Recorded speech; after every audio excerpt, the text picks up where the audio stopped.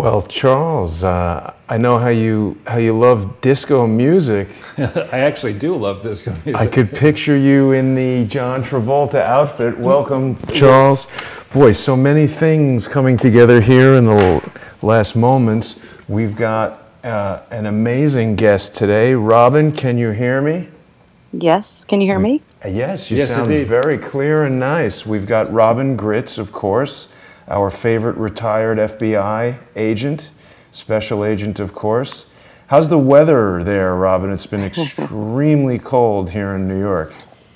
In Chicago, they say it's negative 20 something with the windshield, and we get the windshield, so we just take that as negative 20. Yeah, that's cold enough. That is cold. That is cold for sure. So, you know, unfortunately, the weather has also introduced some travel delays for our other guest, Thomas Paine, who will be hopefully joining us. But we're delighted to have you with us, Robin. And I know everyone always loves it when you're on the show. So, Charles, you've got an amazing presentation for us today, as usual. I think Hillary and Bill have got to be concerned because they may, in fact, have jail coming their way. Yeah, I'd just like to start, as I have to do, I think, very gratefully, the beginning of every show, complimenting the art department. I mean, this is a real masterpiece here. I mean, not only is Bill's face priceless, his skin kind of looks a little bit like Jim Carrey in The Mask. Well, because, you know, to match the pictures, I'm typically sampling the color from the original movie poster, so it sometimes comes out a little strange. No, I like that, though. I mean, the whole idea that, you know, who is this Bill Clinton guy? What's underneath the mask? I mean, he's 20-plus years of doing the globalist hustle. Right. And it's finally caught up with him. And, you know, I also like the inset to the, for those of you who can't see it as clearly as I can see it, there's an inset on the left of the picture of the most unlikely couple ever, you know, Muslim sisterhood devotee, Uma Abedin, and Anthony, you know, selfie Weiner. Exactly. You know, how they ever got married, how Bill Clinton ever... Actually, I believe he performed the marriage ceremony. He did, indeed. He presided over their wedding ceremony. I mean, I thought you have to have some credential to do that. I mean, he doesn't have a legal credential anymore. So, lost his law license. So, I mean, I wonder even if that marriage, the actual marriage was a complete sham. But anyway, very unlikely couple, very unlikely relationships. And now, you know, it does seem, after almost 3 years into this, that at last, you know, the moon, the stars, the blood moon, the sun, whatever, they're all aligning properly to where these people could very well be facing long jail terms, large financial penalties, and there seems to be now a will to do something about it, which is fantastic. Yeah. Robin, there's been a lot of stuff going on with the corrupt individuals at the FBI finally being at least named. Anything you see happening on your end as far as our friend Andrew McCabe, James Comey? I know you actually have positive experiences with Bob Mueller, which surprised me. Yes, and like I had to brief Bob Mueller, so I never had anything bad whenever I briefed him. He was always cordial. He was always interested to hear what I had to brief. You know, that's not to say that I was close to him, but I never had anything negative at that point. I still believe that before him was Louis Freeh, who I came in under. He was a phenomenal leader.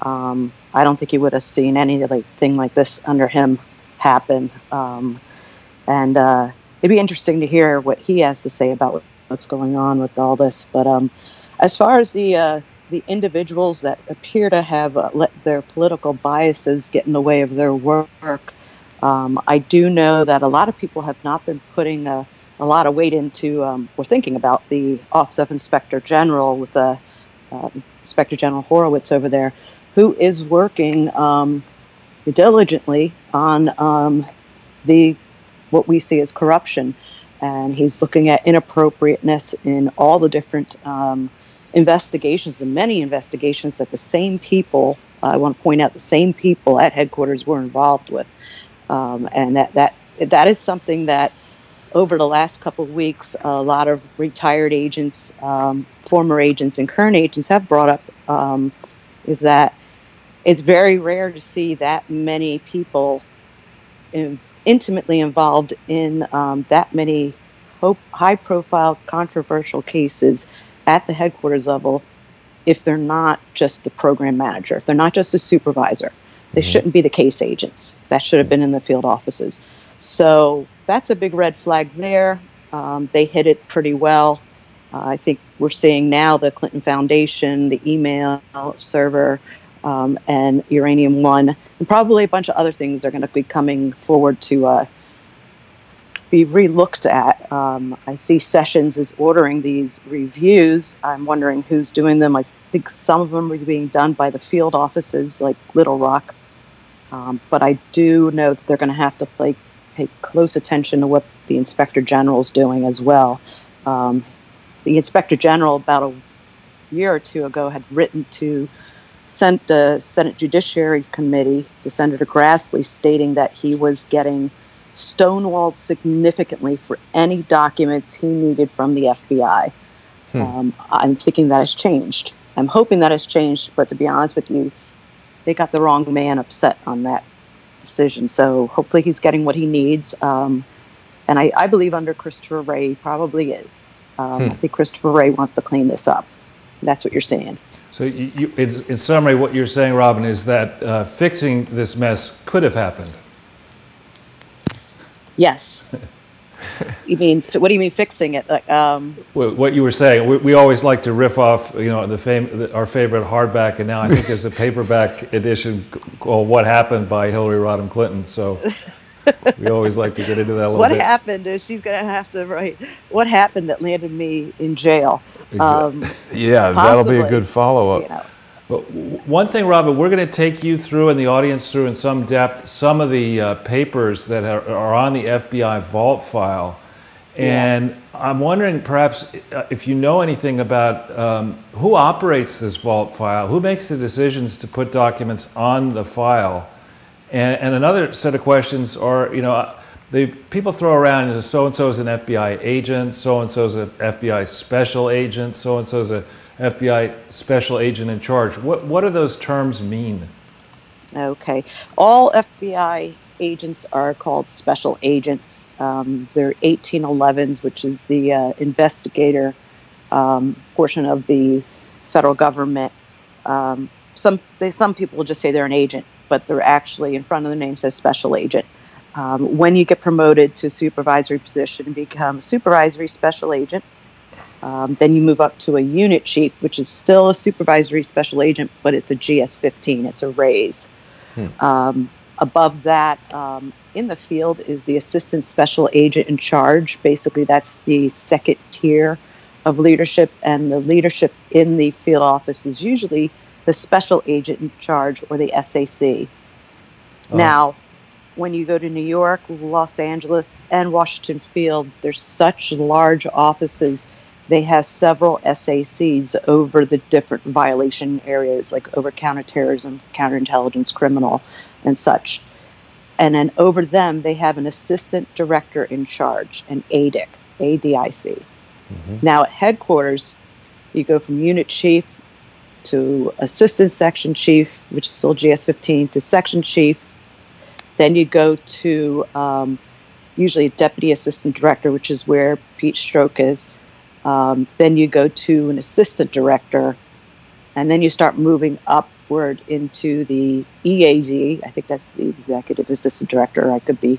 And then there's the associate deputy director, and the deputy director, then the director. Wow. And yeah, if you look at the FBI.gov on the main page and go down to leadership and structure, it does show how these fall. So by moving Peter Stroke from Deputy Assistant Director in Counterintelligence to Deputy Assistant Director in Human Resources does worry some of us, because he's still a Deputy Assistant Director, and now he's in the position to be able to see all the human resources files on anyone he wants and make human resources decisions. I mean, he should really be, I used to call it be on the high-speed scanner unit, the thing in the basement. He really should be there. I don't agree with individuals that say that HRG, which is the Human Resource Division, is the Siberia. I don't believe so. Those people do a lot of hard work in there, and I think that that's really disrespectful to their work. Our Siberia in counterterrorism was if you got an involuntary transfer to Yemen. But I mean, some people go there because you go there and you become an SES, but at the same time, some people will be sitting at their desk and all of a sudden get orders to Yemen, and that's involuntary transfer. So that's how that goes. But he's in Human Resources Division as a deputy assistant director. He's not been demoted. I don't know what his responsibilities are, but that still does worry me that, you could take someone with this much conflict of interest. It'll be interesting when we ever get hold of the FISA package to see if he's the affiant and if they used a dossier. I have significant experience in the FISA court, and that will just cause a big problem for the FBI if they use that. That loses a lot of trust by the FISA court. Now, Robin, and of course the American public. There are some journalists who've been reporting that Peter Strzok is not a real guy, that it's a cover identity for Andrew McCabe. What can you say about that? That's not the case. He is a real person. Unequivocally. Unequivocally, that is incorrect. Andrew McCabe and him are separate individuals, and I don't know why they would be reporting that when we've seen the pictures. I don't know him personally, but he does look familiar, and I just don't understand what that does by saying that he's Andy McCabe. Does Andy McCabe have 25 different personalities? Is he also James Comey and Bob Mueller? But no. Right. They're two separate individuals. You also asked me about the FBI vault. Right. With the FBI, if you want to get documents from, say I want to get my personnel file from the FBI, I file a Freedom of Information Act request. You could do it online with the FBI, and it goes to the FOIA unit, and they make a determination whether I can get it, whether there's national security issues or what have you. Those are the people right now that are pulling all those documents that you're seeing on the FBI vault. I'm sure it goes through the Office of Government Counsel, the attorneys. Most likely it goes through the press office and the higher ranking people in the Bureau. But I do know that Judicial Watch had done a couple FOIAs, and the day after they got the information, it was on the FBI vault, the same exact stuff. So what I'm curious though is who decides. So what's happened is there's several vaults. There's now 16 or 17 part one on Hillary Rodham Clinton. There's a 2-part one on the William J. Clinton Foundation. There's another, I think, 1 part on the Wiener laptop. And I'm just curious, who makes the decision to actually put the information out there, and also who makes the decision how much of the file should be redacted? There are people, and I'd love to know who makes those decisions, because it seems like everything I request for myself is redacted, like stuff I wrote. There are individuals that have a specialty in looking through information to see if things are classified.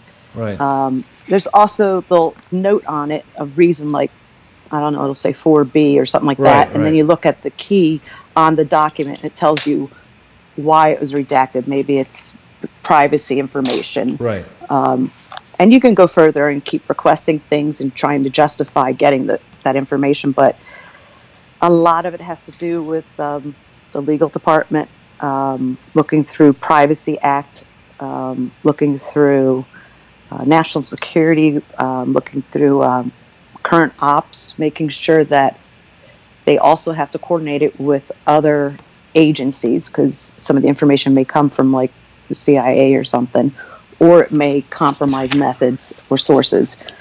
But the final decision, I don't know. This FBI Vault's a relatively new thing. It's interesting. But the redaction of some things, it just seems like you can figure out sometimes who it is. Right. Or they redact a name in one email and then they don't redact it in the next email. And it's just like, what was that?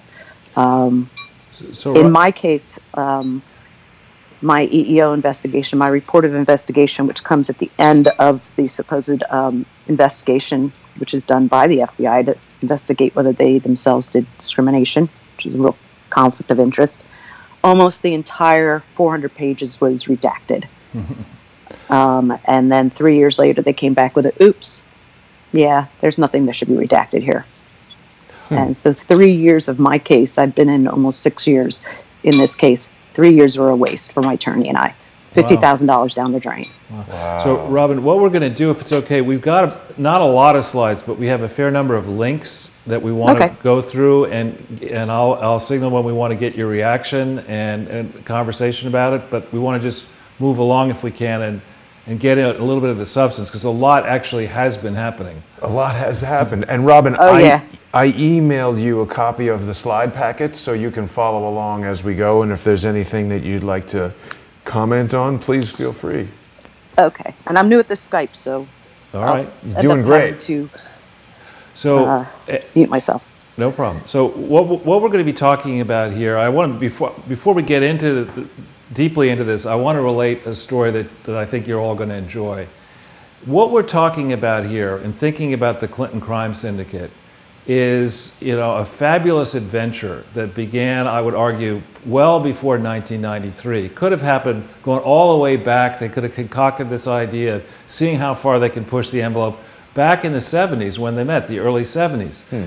And it was in 1973 when I went on one of those college visiting tours on Amtrak, and I was headed up to Harvard from New York, and a nice, beautiful young lady sits down next to me, and wherever it was, Grand Central Station or Penn Station, we're talking all the way, and we get to go through New Haven, we go through, and she seemed very nice, and I was nearly to the point of wanting to get her phone number and this and that, when I asked her, so are you going up to Boston? She said, oh, no. I'm going to Providence. Well, why are you going to Providence? She said, well, and with that, she took her jacket and, opened her jacket, and there was this button with like a psychedelic thing around it, and Guru Maharaj Ji his face was on there. I had sent you, Jason, who that guy was. Right. And it seems like everybody else in the train car were going to Providence, Rhode Island to get off and go to some arena and be with Guru Maharaj Ji, preparing to head off into outer space. She'd had a perfectly reasonable conversation with me for about 2.5 hours, and then I hear this. And then right under the button it said, I'm Charles's girl. So simply, we've been on this long hustle here, the Clintons. It's a globalist hustle since 1989, I would argue, when globalism came to the fore. And these people have been spinning yarns like Guru Maharaj Ji. They have so many followers, members even now of the resistance, who are still unhappy, still barking at the moon mad that Hillary Clinton is not president of the United States. But I think what actually has happened, once we've got now Donald Trump in, Donald Trump's people in the Justice Department, in the IRS, now in the various important U.S. attorneys' offices, enough time has passed, he's found his feet, he's beginning to have some successes, and I really, truly do believe that we could be very close to finally exposing the true nature of the Clinton globalist hustle, exposing the true nature of their crimes. 0 hour. 0 hour at 9 a.m. So with that, what we'll do is go to the second page and discuss a few, this is something we put up in every presentation for the new viewers. It's important you understand that all of the opinions that are expressed here are opinions, but they're grounded, in our case, through an analysis of publicly available information. We try to give you the links to that information in these slides. We have at the bottom here, we have a link to, Jason puts together a great playlist of all the preceding shows, and it's important, particularly for you who are investigators, government authorities around the world. You want to get the full context. You can see that there are quite a few videos here. And indeed, the one that we did recently concerning Australia, I don't know if that's up here. You know what? I'll add that. Okay, that one has actually triggered reports in Australia and triggered a lot of pressure in Australia to do something about the almost $100 million that Australia has contributed to these frauds starting in 2006. So if you're trying to get a full handle and you have a team or you have the time, there's a lot of hours involved here. There are a lot of pages of information. But if you have the team and the time, here you go, that one. Yeah. If you have the team and the time, you'll see that if you go, I think the first one was on August 27th, or thereabouts, 2017. You would go through almost 20 of these, and it takes you very precisely through different strands of this fraud. We're trying to break it down into pieces that are comprehensible, give you the tools to understand what we think is really happening with this thing. And I think a number of people around the world have actually dug into these videos, and they're beginning to see that. I see it on my Twitter feed. People are just furious. So this is some excellent background for you, and all these reports are free. Yeah. This is like a library, Charles. People who are, it's like the Clinton Fraud Chronicles here in 40 videos or something like that. Or Modern Fraud Roadshow. Exactly. Somebody even said that, right? Yeah, exactly. Yeah. So if we go back into the slide itself. Yes. And to the next page. All right. What actually happened? We can't do this. You were explaining to me, and I will explain to the viewers, we can't have music play in the background. Well, we can, but it monetizes the videos is what happens, and the people who own that music make money off of your hard work. Right. So a suggestion here for those of you who want to have some fun, and you do this at a later time, I selected a few songs that would be funny background music for each of these slides, and this one by, I think it's Nelly. I forget who it is.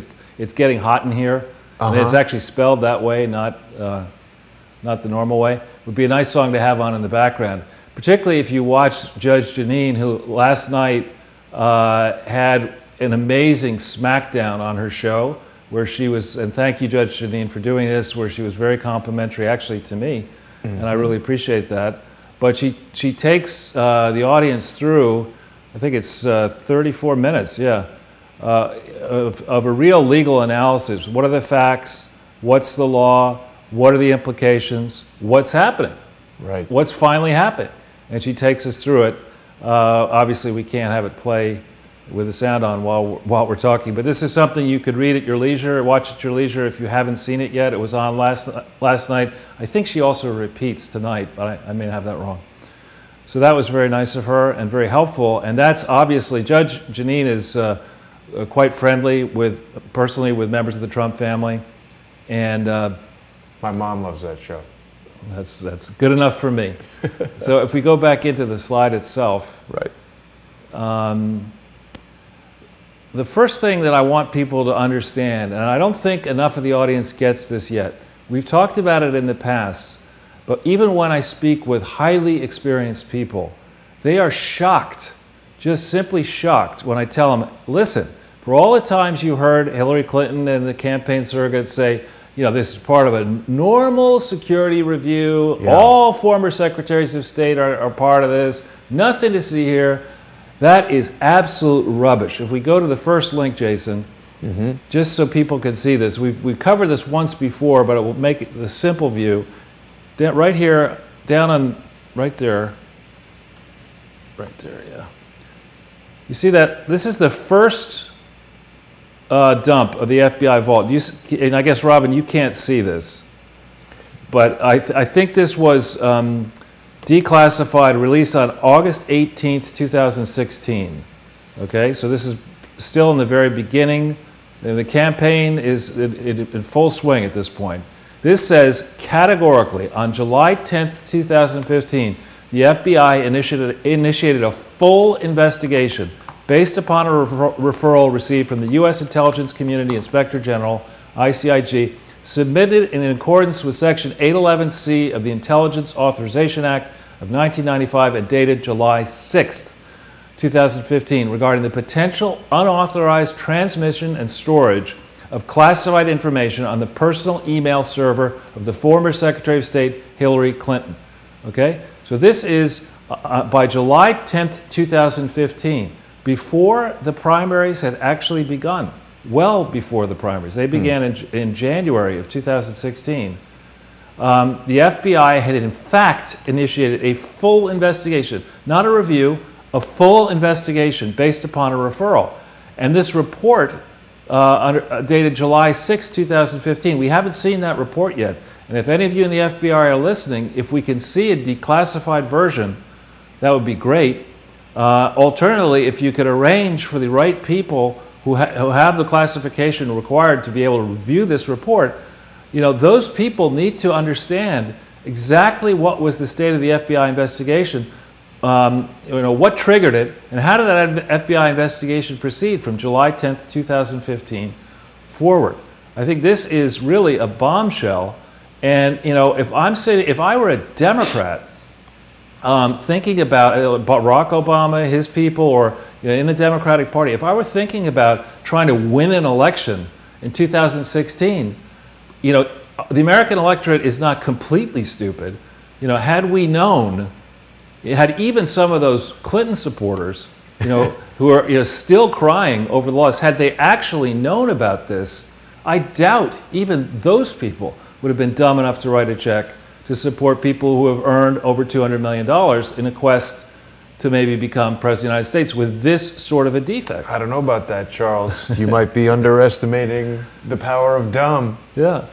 And here's something to bring up about this, Charles. In FBI investigations, there are full investigations and preliminary investigations. Excuse me. Full investigations, they can use full utilization of different authorities and investigative tools. Preliminary investigations are just open source, basically, ask the police department, this and that. Full investigation has a lot of hoops you have to jump through in order to justify it being a full investigation. Right. It's a higher level investigation. So it's not just, she's trying to brush off as being a review. It's not just not a review. It's not a preliminary investigation. It is a full investigation, which is a big deal. Yeah, and I would imagine, you know, I'm just guessing, and I obviously don't want you to reveal anything that you shouldn't reveal, but I'm guessing it's possible the FBI tries to keep track of records in a full investigation, that there's probably, you know, when you mount one of these investigations, the FBI doesn't want it to be tainted. You probably have to file periodic reports. There are probably specific things you have to do. You can't alter the record as a guess. There are probably, you know, people named to have specific roles in the investigation. There's probably a review process of it, you know, and where's all that stuff?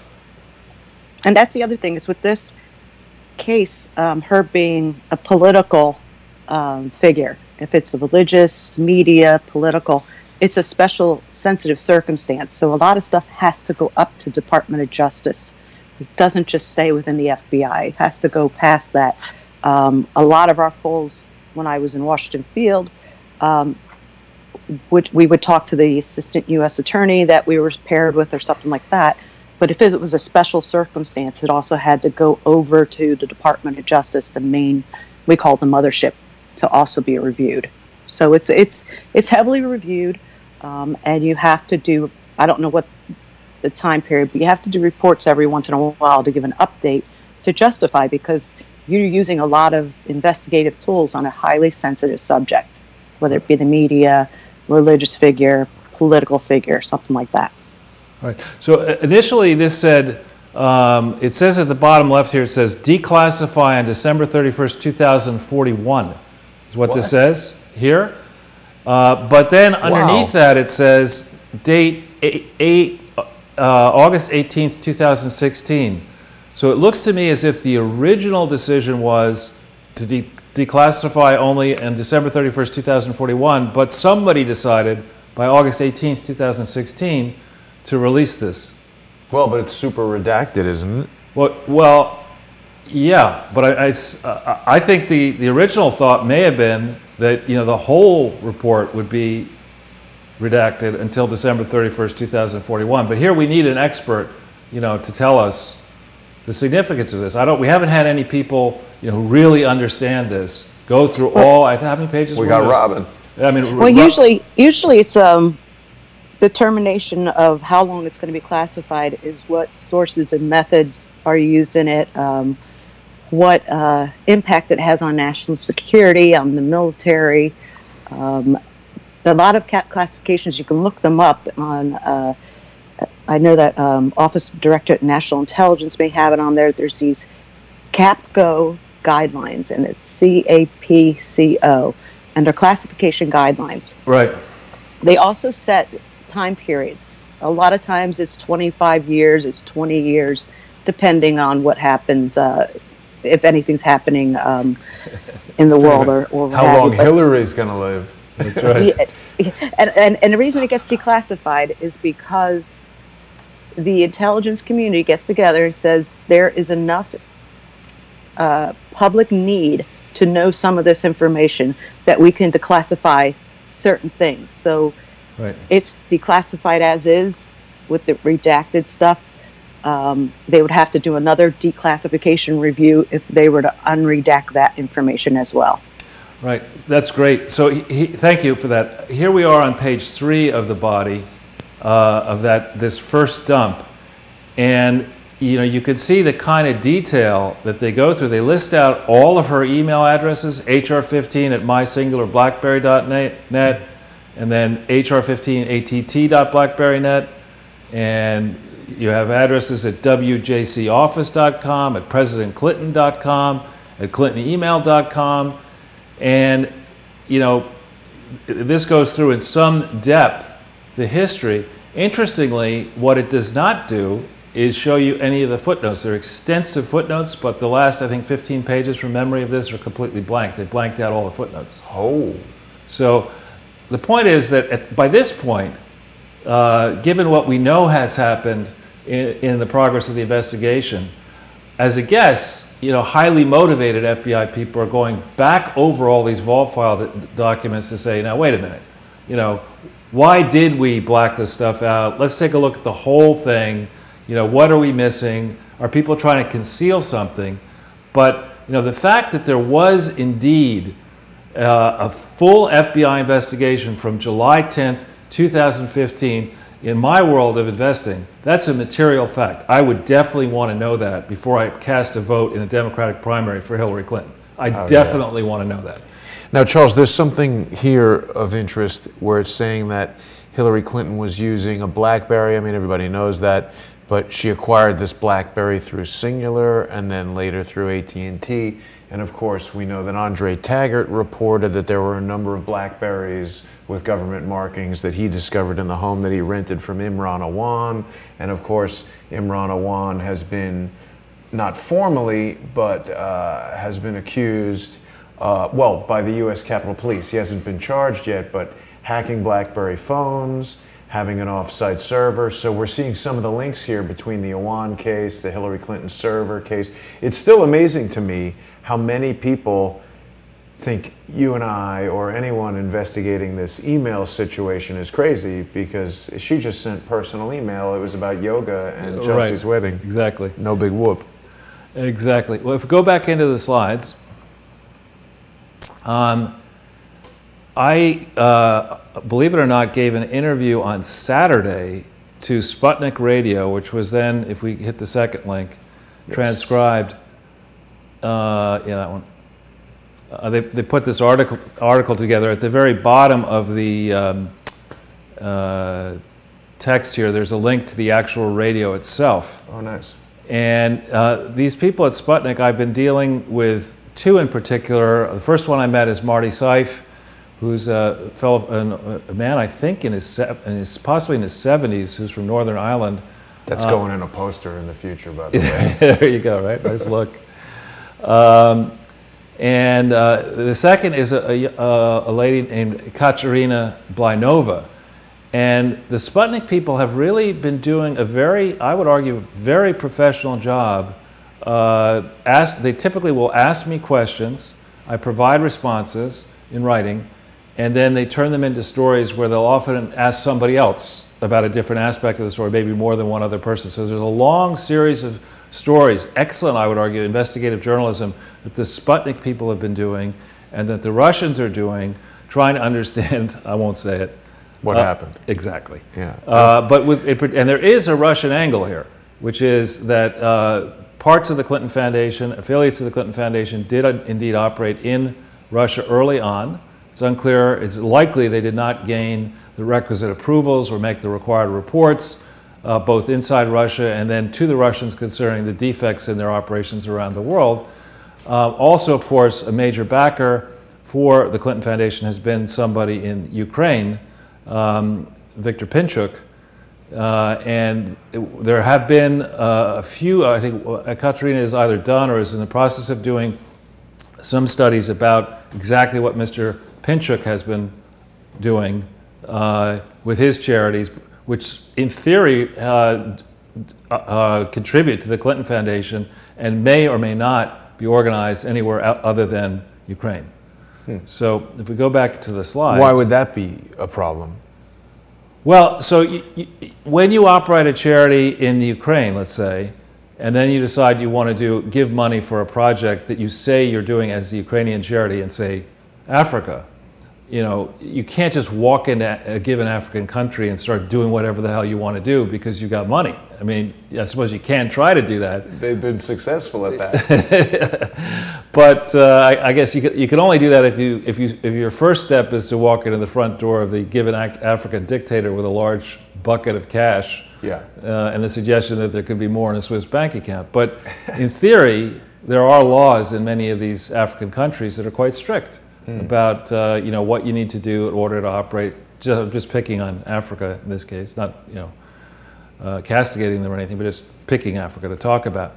So governments actually do have enormous leverage. Inside the United States, most state governments regulate charities. In certain cases, cities regulate charities. Then once you start raising money across lines, state lines, you have the FTC to worry about, you have the IRS to worry about, you have the postal system to worry about, you have all kinds of problems that you can get into just inside the United States. If your charity is not properly arranged with the state. At all times, a charity, if it's federally tax exempt, at all times, it must be organized from the start lawfully, and then it must be operated lawfully in compliance with all applicable state, federal, and foreign laws. Right.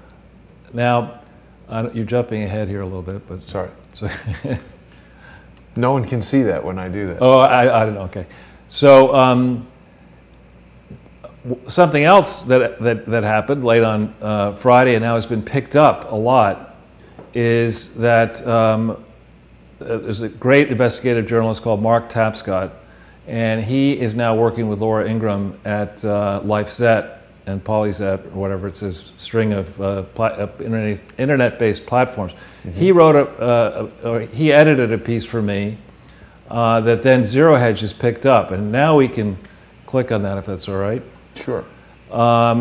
And this thing, I guess, went up this morning at 6:40 a.m. It has 1,000 shares. I don't know, is this the most recent?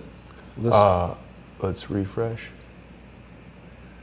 And then we go to the bottom, we can see how many people have seen it. 122,000 views. That is a lot. Yeah. In less than 12 hours. And I say that because I basically check Zero Hedge probably 25 times a day or more, and so you get a sense of when a story is really hot, when it's not hot. I mean, on a Sunday, for that many people to be looking at it, it's pretty good. But this piece does take you through in some depth why I believe the Clinton Foundation is not going to get a pass this time.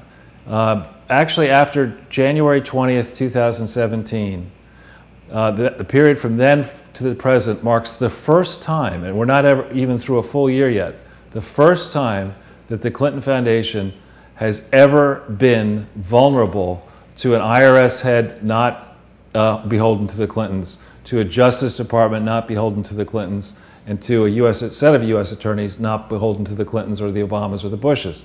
So we're in a very different period, and you're going to hear, as I already have been hearing on my Twitter feed and on some of the interviews I've done so far, people will say, oh, why are you bringing this up again, the Clinton Foundation? That's been investigated before. Right. That's the classic Clinton trick. Yes. Right. You set up a fake, you have to have a fake board, a fake charity, a fake audit, and then when you get in trouble, you set up a fake investigation. Right. And you let people spin their wheels. You can look whatever you want. I got Loretta Lynch over here. She's not going to prosecute anybody. Right. So no matter what you come up with in the FBI, we're just not going to prosecute because it wouldn't be right. I found it very telling, Charles, even on, I think it was July 5th or July 6th, 2016. I remember I was watching this while it was live, James Comey giving his whole dissertation about the litany of crimes that Hillary Clinton had committed. But the exact words that he chose were so lawyerly, because he said no sensible prosecutor would pursue criminal charges. It doesn't mean right, that they're not there. It's just if you don't want to take a dirt nap, you're not going to pursue it. That's right. Exactly. Robin, what did you think about that, how Comey chose to say that? I do know a lot of their briefings, and do know he is a prosecutor and an attorney, but a lot of their statements that they come out, that one was very rare. You're not going to see that very often. That's usually going to come from the Attorney General. Mm-hmm. It shouldn't have came from the FBI director, first of all. Second of all, it was very careful language. It was like he was indicting her, but without charging her. Mm-hmm. And I think the language would be something that you'd see in a courtroom when people are trying to confuse you. Yeah. And that's why a lot of retired agents are pointing out, before we even knew about the Peter Strzok changing parts of that memo, there was an individual who wrote a letter to James Comey asking why he described it a certain way, but then termed it something different. He said, you went against the statute, which is key now that we know what we know. So a lot of times the director will get out there. He knows generally what he's going to say, but he's going to go from a briefing that is given to him. And like Director Mueller, he would definitely read through his briefing before he even briefed it and make his own changes to it if he didn't agree with it. Comey might have just gone out there and just started reading from the memo that they discussed, and I don't know. It was just very confusing, to be honest. And it was on July 5th that Comey made his presentation. And the odd thing, Robin, in a previous presentation, I think 2 back, we took the audience through the fact that the analysis of the classified information didn't come in until July 15th, 2016. And we flagged for the audience in one of the dumps the actual pages. So you can see for yourself what we're talking about, that 10 days, I think it was 10 days after Comey made his press conference, analysis came in that showed that there were over 1,000 emails, well over 1,000 emails that had classified information on them. Incredible. So if we go back in, Jason, to the slides for a second. Mm-hmm. Now, we had, last time, we had the great Michael Smith from an undisclosed location somewhere very far west or east of here, either way. Mm-hmm. And after that presentation, after the FBI investigation was confirmed, Michael put out this piece, which is really great. And I think the same sort of stuff has been happening around the world. The second that, sadly, CNN seems to be the arbiter of this, the second that it appeared in CNN that the FBI was indeed renewing an investigation into the Clinton Foundation, then all over the world, journalists had to cover it. And if we hit on the link, Michael Smith did this one, and The Australian is a pretty important newspaper, and Michael Smith has been dogging these problems in Australia, and has personally made complaints, information requests. He's very well known in Australia and in Asia. And did he make that? Yeah. That's great. I feel like we're inspiring funny joke images around the internet. You are, and your extensive art department.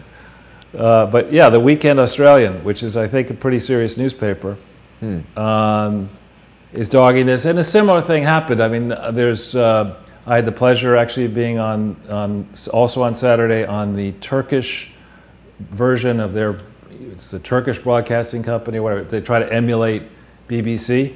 They're covering it. An Israeli privately owned group out in Israel covered it Friday night. Wow. So it's getting some coverage. It is certainly getting some coverage now.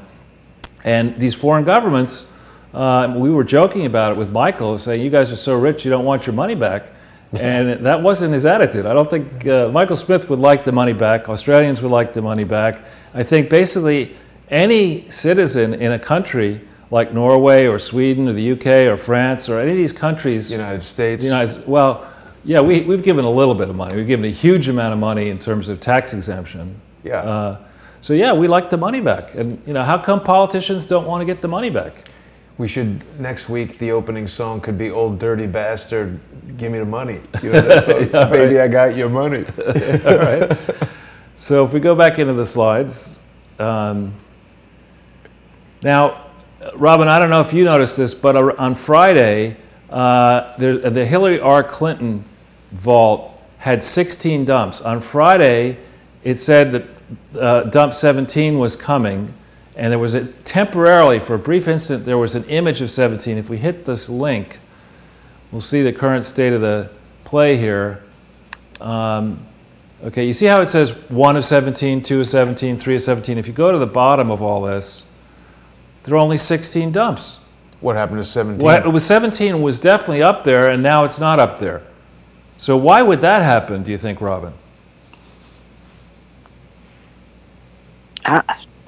Interesting. I don't know. Someone pulled it. It's a case of the missing dump. I mean, yeah. Somebody went through a lot of trouble to remark all of these and say that there's, instead of 13 of 16, they're all of 17.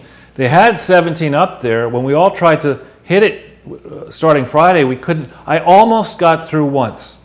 Somebody has written about what's in 17. I think it's the person who goes by the name Katzika. I may have that wrong.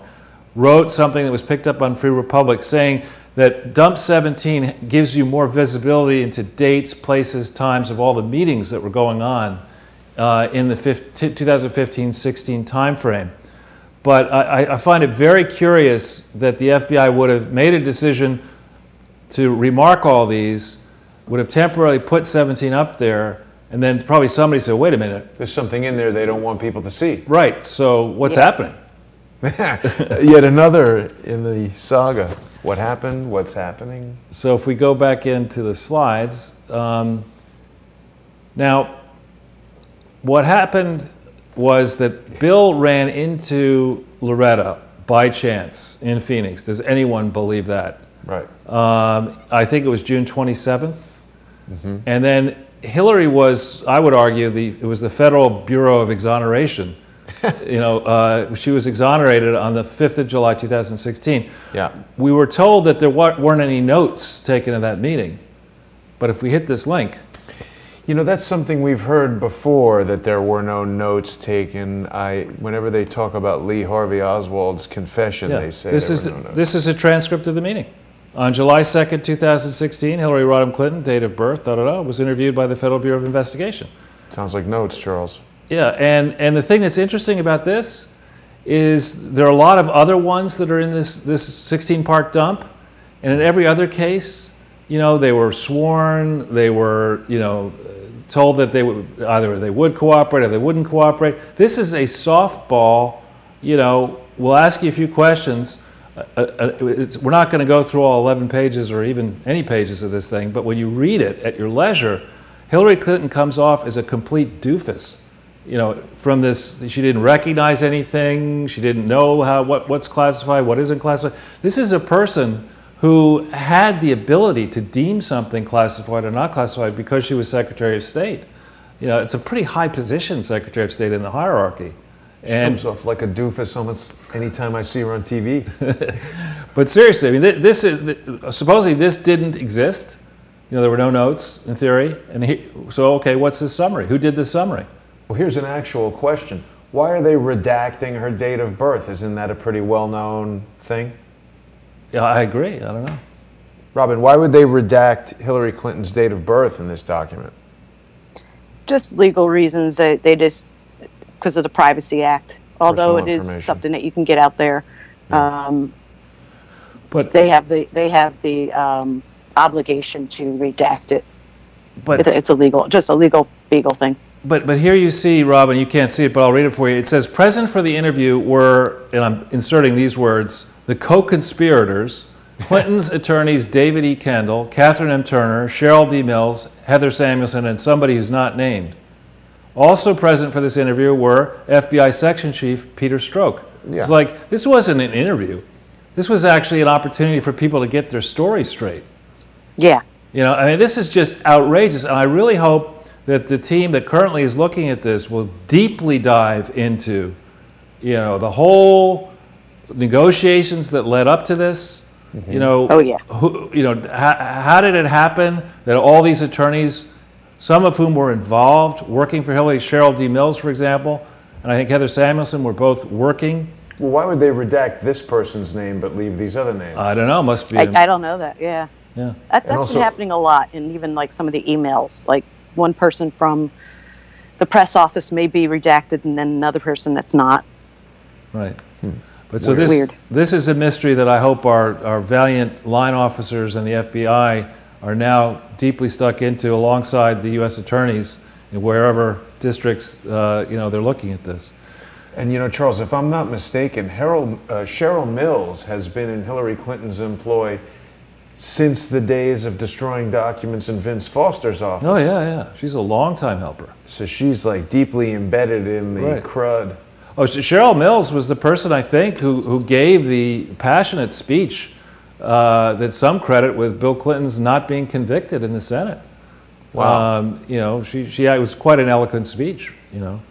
Anyway, now, when I checked this, I should have known this off the top of my head, but so Hillary, the Federal Bureau of Exoneration exonerates her on July 5th, 2016, and 3 days later, they're sitting around saying, you know what, we probably went too far here, we're too lenient, you know, we let this Hillary Clinton off, let's find a black woman, you know, about the same age, who's running for office, and let's indict her 3 days later. So they did that. That happened. Right. And if you look at this link here,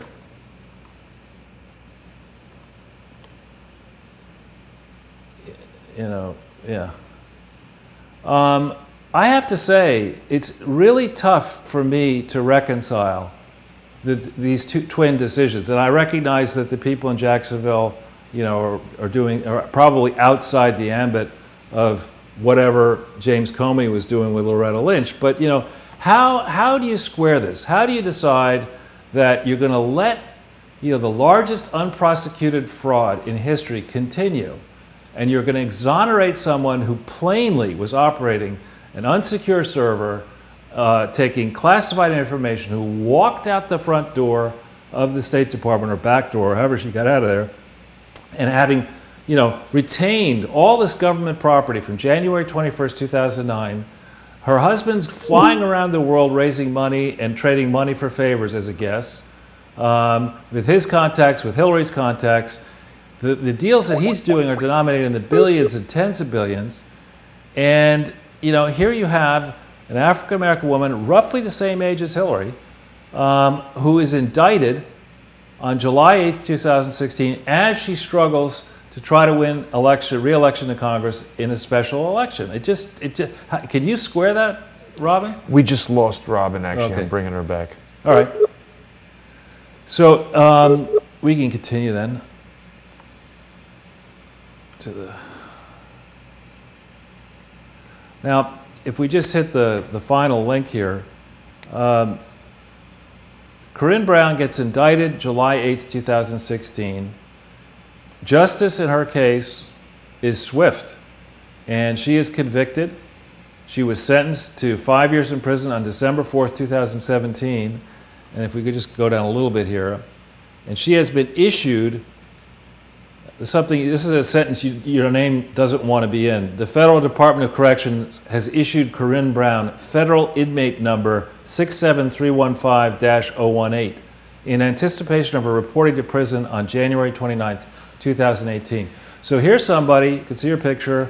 It really seems like they're trying to shame her, putting her prison number on the internet and everything. That's pretty bad. Well, I think this is just Wikipedia. But she was in prison. She was in Congress for 24 years, right? So Robin, when she gets back, may be able to say. I think it is the case that when you're dealing with politically sensitive people, i.e., people in a political office running for election, there's special protocols. You know, you decide when to indict, when not to indict, et cetera. I think the FBI and this Inspector General in the Department of Justice is going to issue this report. He must, and the FBI must, you know, reconcile why Hillary got special treatment and why this lady for a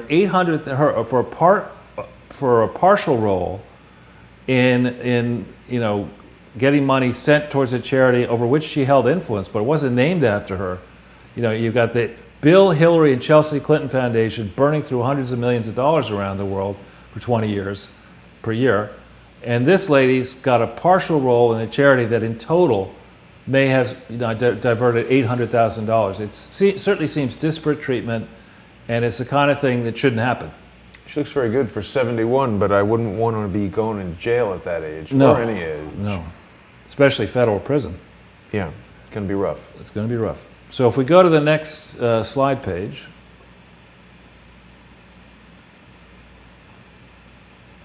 What we have here is, again, I have some other music. This is Aretha Franklin, Who's Zooming Who. I don't know if people remember that.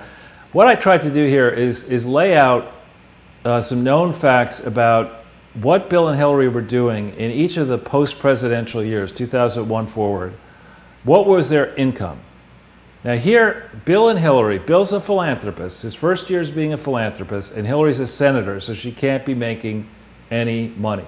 How does a philanthropist who's never had a high-paying job in his life in the private sector, in his first year, while he's under FBI investigation, beginning in February, how do you pull down $15.9 million?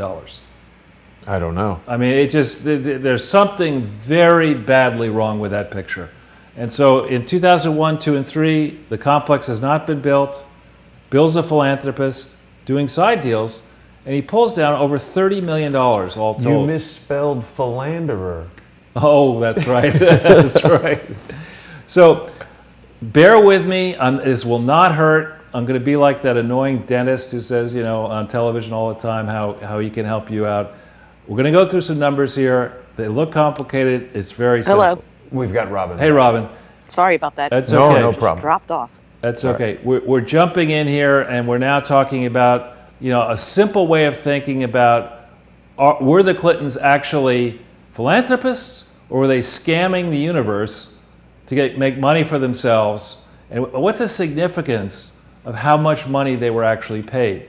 Now, there's something called the Consumer Expenditure Survey. We've talked about this in past presentations. It's really a fantastic document for people who are trying to run a business, because you can go and you can figure out how much money people actually earn and how much they spend, how much they pay in taxes, and you can get some very valuable trend data off this Consumer Expenditure Survey. They have a special thing. They define high-income people as people who make $150,000 per year or more in a unit. So there'll be typically, the high-income group is a 2-income family, all right? And here I put the average high-income amount is roughly $224,000.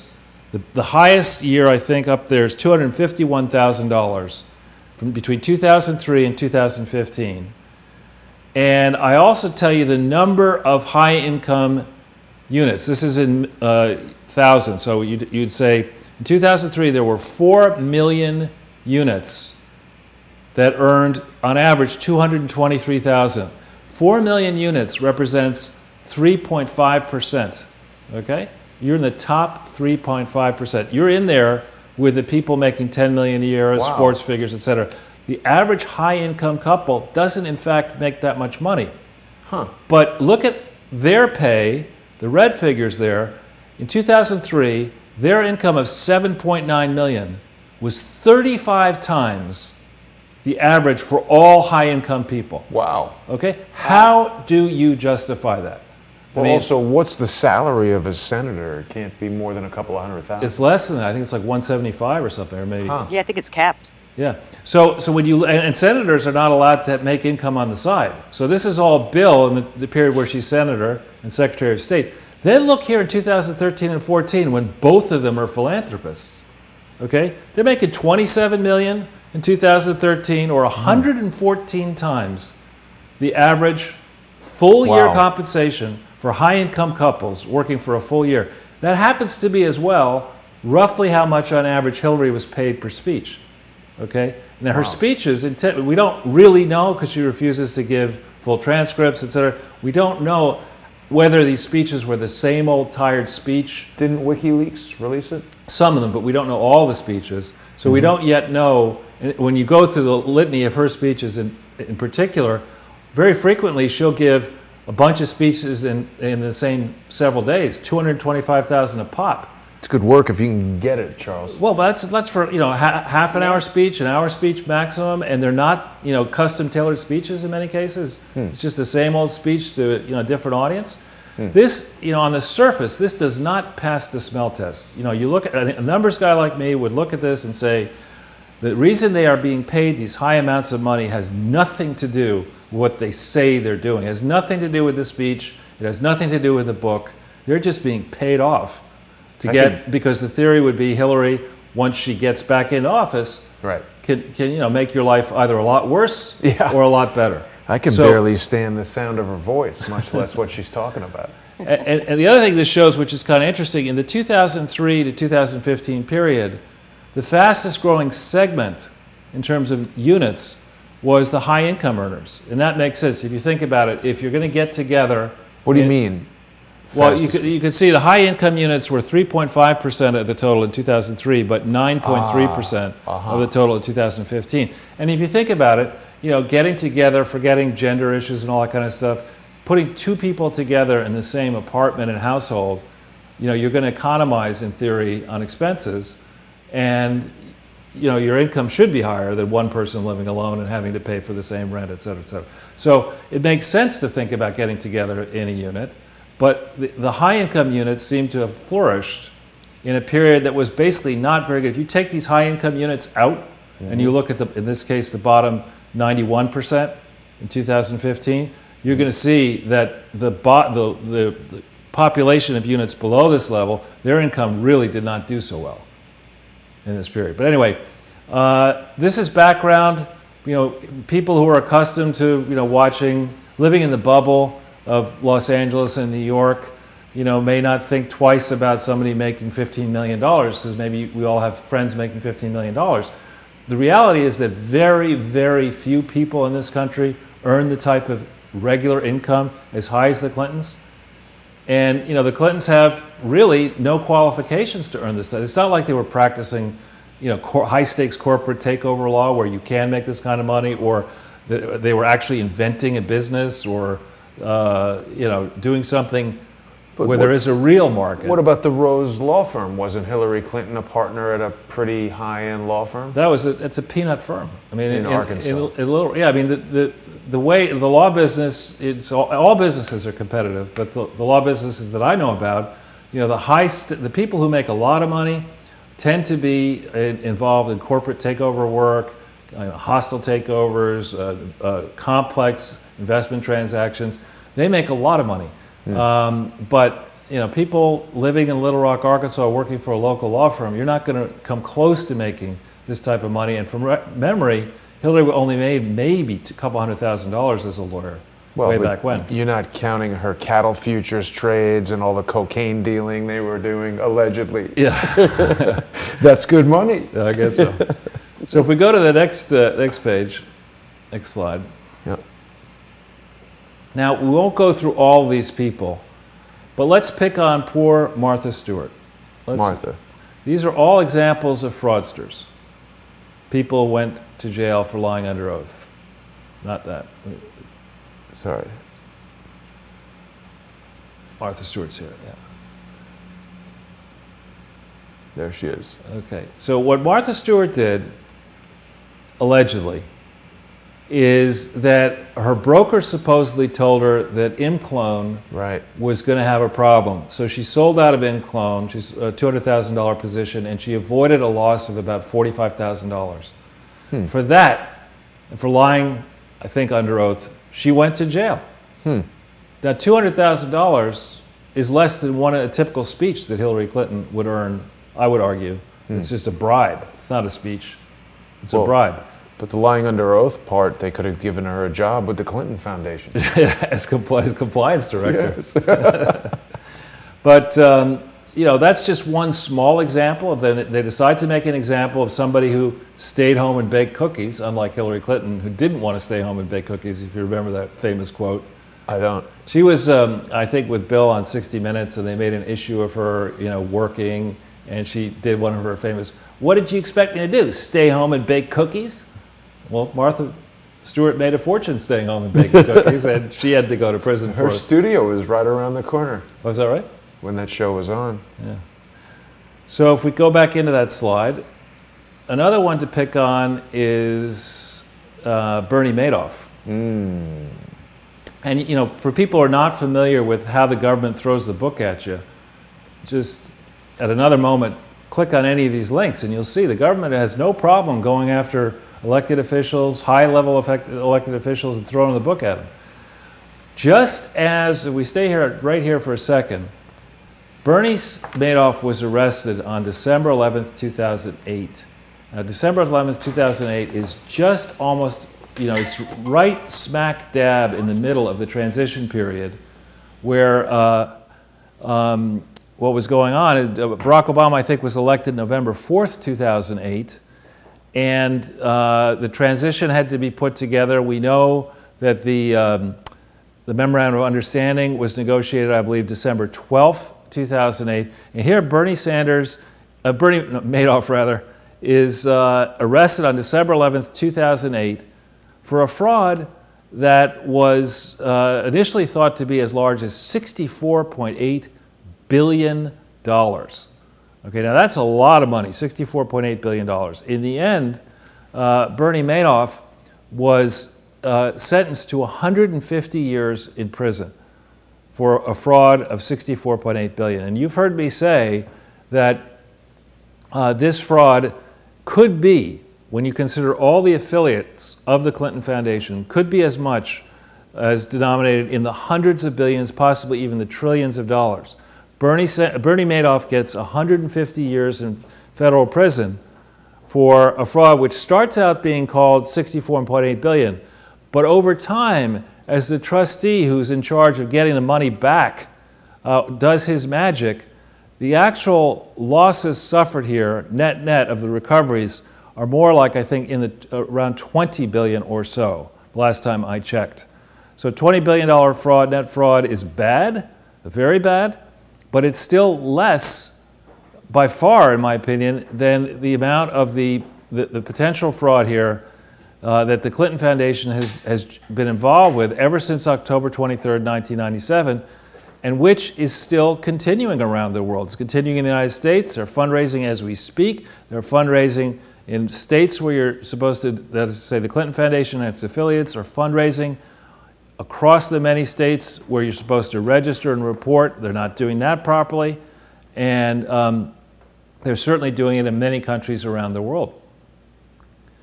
So, I don't know if we can do this, but a common theme in each of these cases and in the Clinton Foundation, you're talking about making false statements under oath, which is perjury. You're talking about frauds, you're talking about corruption, you're talking about obstruction, you're talking about all sorts of things that are central features of the Clinton Foundation and affiliated frauds around the world. And these people, in each of these cases, when you go back and read them, when they were tagged, justice moved very swiftly, as it did in the case of Corinne Brown. When they were arrested, it didn't take long before they went to trial, and they were convicted. And in this case, you know, if you want to have fun reading through these pages, may I suggest that you try to find the song Me, Myself, and I, and then read through this, and you'll have a good laugh. So, do you want to transition, or? Well, not just yet. You want another slide there? Yes, please. Which one? Next one? Yeah. So, Robin, are you still there? Yes, I am. Good. I think it's possible we may be making a connection shortly to our second special guest. Yes. But keep going. All right. So it turns out there's been reporting in the last several days that a new U.S. attorney, or a U.S. attorney who is centrally involved in this reinvigorated Clinton Foundation investigation and various investigations, is a man called Cody Hyland. And we put up here a link to Cody Hyland taking office. I think it was in October 2017.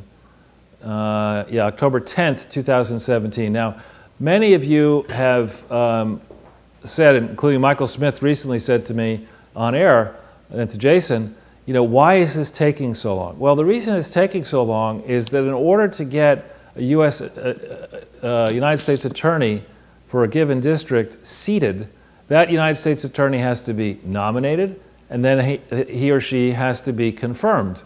So you see here that Hyland was nominated by President Trump on June 29th, 2017, and it wasn't until October 10th, 2017 that this crucial person was seated in the seat where he can now and has been overseeing an investigation into the Clinton Foundation and its many tentacles. Just checking around the internet, this gentleman, Cody Hyland, comes across as, you know, an outstanding selection. I would expect no less from Mr. Trump, President Trump. But this gentleman has impeccable credentials. He is a law and order person.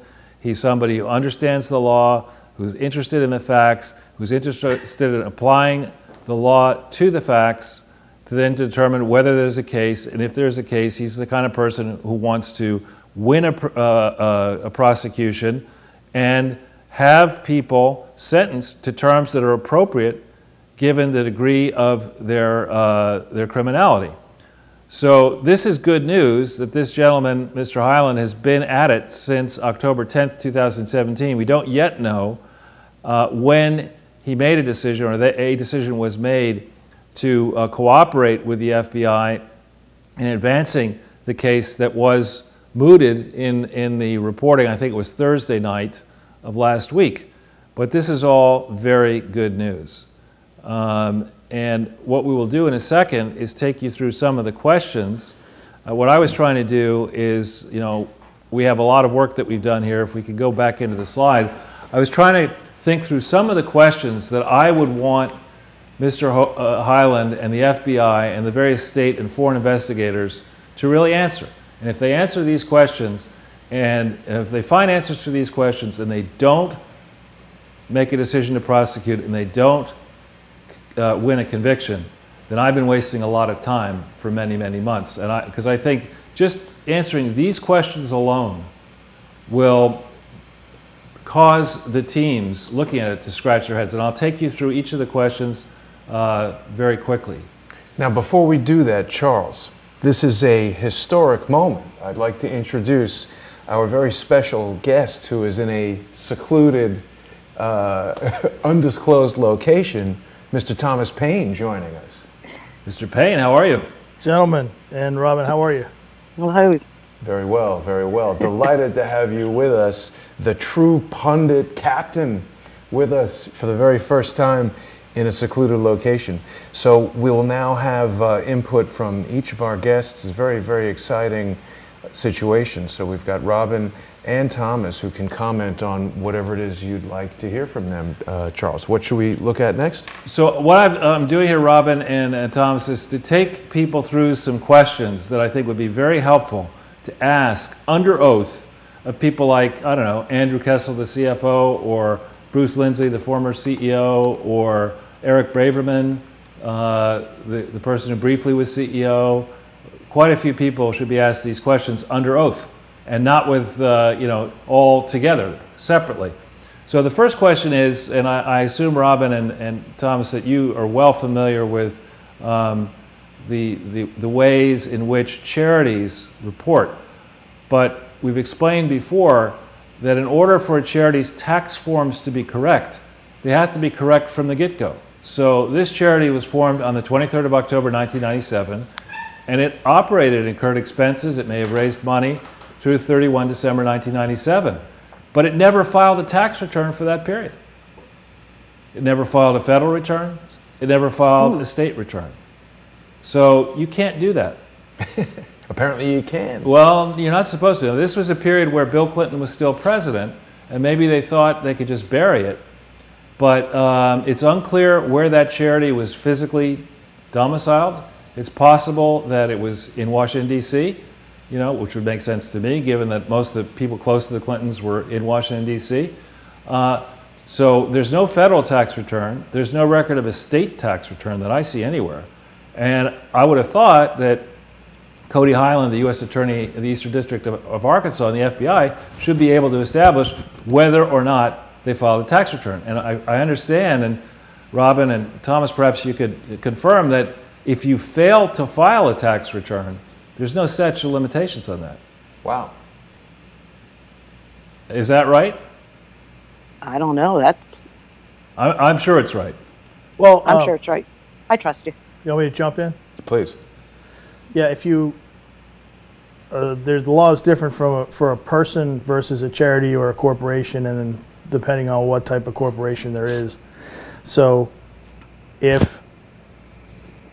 I think there's a cutoff of 15 years or something like that before it has to get some kind of special, qualification from DOJ if they take it in front of them. But if there's a pattern, for instance, if it's just 1 year and it was an error, and then there's proper filings for the next 2, 3, 5, 15 years, then that's one thing. But from following your work, Charles, I understand, and also having looked at it ourselves, that this is a pattern. It's just not just was a mistake 1 year. Right. And in this case, and thank you for that, Thomas. In this case, many people may not remember, perhaps even Jason may not remember, that this was the crucial period. 23 October 1997 was just when the Clintons were getting in serious trouble. On the one hand, the first legal expense trust that they had raised, they had to wind that down by the end of the year because they had a highly suspicious person involved with that, probably getting money from Chinese foreign nationals and other foreigners. So they had to wind that down. And also Monica Lewinsky was coming to the fore. So not filing a return for this period is a problem. Well, they were busy, Yeah. And then the next issue is, in what states did the foundation register? People don't understand until you actually do this, that if you create a foundation, as they did in Arkansas, and you file for federal tax exemption, as they did on the 23rd of December 1997, and you get it on January 29th, 1998, that's just the first step. All you are is exempt from federal taxes. Right. In Arkansas, there are state income taxes. So if you want to be exempt from those state income taxes, you have to file a similar filing. If you want to do it in New York State where there are high income taxes, same idea, in Illinois and California, et cetera. So there is a record of where this foundation did or did not register to solicit and register and obtain state tax exemption. Now, correct me if I'm wrong, Charles, but this also puts the contributors in jeopardy, because if you're in one of these states where the charity has not registered with the State Bureau and you contribute thinking you've got a tax-free donation, you're screwing up your taxes. This seems to be the same problem our good friend Robert David Steele got himself into. Yeah, exactly. And another nuance here is that, when you set up a charity, as they did do, for the authorized purposes of operating a Little Rock-based presidential archive and research center, you could only raise money to further those purposes. You can't go into Michigan and say you're going to be a presidential library and research center. With a strip club on the roof. You can't do that at No, all. that's too and bad. then proceed to take that money and fight international HIV/AIDS problems or climate change, or put a grifting association together to come to New York and brag about what you may in future do with charity. You can't do any of that. And this team here that has resources, the FBI, the U.S. Attorney in the Eastern District, they should be able, with subpoena power, to pull out of the files the exact pattern of where this thing registered or failed to register in every single state. Now, without subpoena power, I've done that with others, and you see, frankly, a deplorable pattern. You're running strictly on Ortel power. Exactly. Of state by state. In virtually every state, they say they're going to be a presidential library and research center, not fighting HIV/AIDS. They go down the process, and then unfortunately, Bill Clinton gets impeached but not convicted. And then even more unfortunately, on the way out the door for him, in January of 2001, he ends up having to surrender his law licenses. These are things that would need to be... But that was due to the Paula Jones thing, wasn't it? Getting impeached for lying under oath and obstructing justice are things that most donors, would care about before they entrusted money to a charity. Right. I'll give you money because you're good at lying under oath and obstructing justice. That's why I'm very sure that my money will be well spent. Okay? Exactly. The thing that's amazing to me still to this day, and you really see how insidious this and clever it is, people, even when you explain what you just explained, they think you're bad for saying that they're helping HIV/AIDS even though the charity wasn't lawfully allowed to do that. We'll get to that one. So again, we have extensive presentations that are out there. We haven't gone through actually the minutiae yet of taking it down at a state level. We will be doing that. And we hope that the team out there in Arkansas and elsewhere will really take that project forcefully. The third question, I want to go through all 13. I'll try to be quick. Sure. The third question is, there was a second inauguration fund gala party. Right. And that obviously happened on the 20th of January. The party happened on the 20th of January, 1997. Mm-hmm. Under the laws that applied at that time, the group that raised the money had to file a report within 90 days of the celebration, laying out each donor, not the big donors, each donor, mm-hmm. and then how the money was spent by vendor. So that people long before there were presidential foundations were concerned that an inauguration fund gala would be used as a way to bribe the incoming president. So you have to basically do that. Well, I have tried to get the report, and I would encourage Cody Highland and the FBI to get that report and check and see who was in charge of that fund. I believe it was several people who subsequently then became involved with the Clinton Foundation. And you have to, on the various state filing forms that we've talked about, you have to explain in New York State the other charities that you were involved with when you report for a given charity, so they can check to make sure you're not double dipping or cheating, basically. And they certainly didn't do that with regard to the second inauguration fund. Didn't reveal it, you mean? The double dipping and the cheating seems like exactly what they did. Well, they do claim that this second inauguration fund, which should have been disbanded mm-hmm. by 90 days within, early in 97, before let's say April 30th, 1997, that entity supposedly was the largest donor to the Clinton Foundation, around $2 million, $2,050,000 in 1998. How did it do that in 1998? And who had custody and control of the money in the second inauguration fund? And how much money was really in that fund? And could any of that fund have leaked out to, let's say, pay detectives to intimidate witnesses in the Monica Lewinsky matter, in the Paula Jones matter? Could it have been used as hush money? Could it have been used just for a personal living fund? Whatever happened to Linda Tripp? I don't know.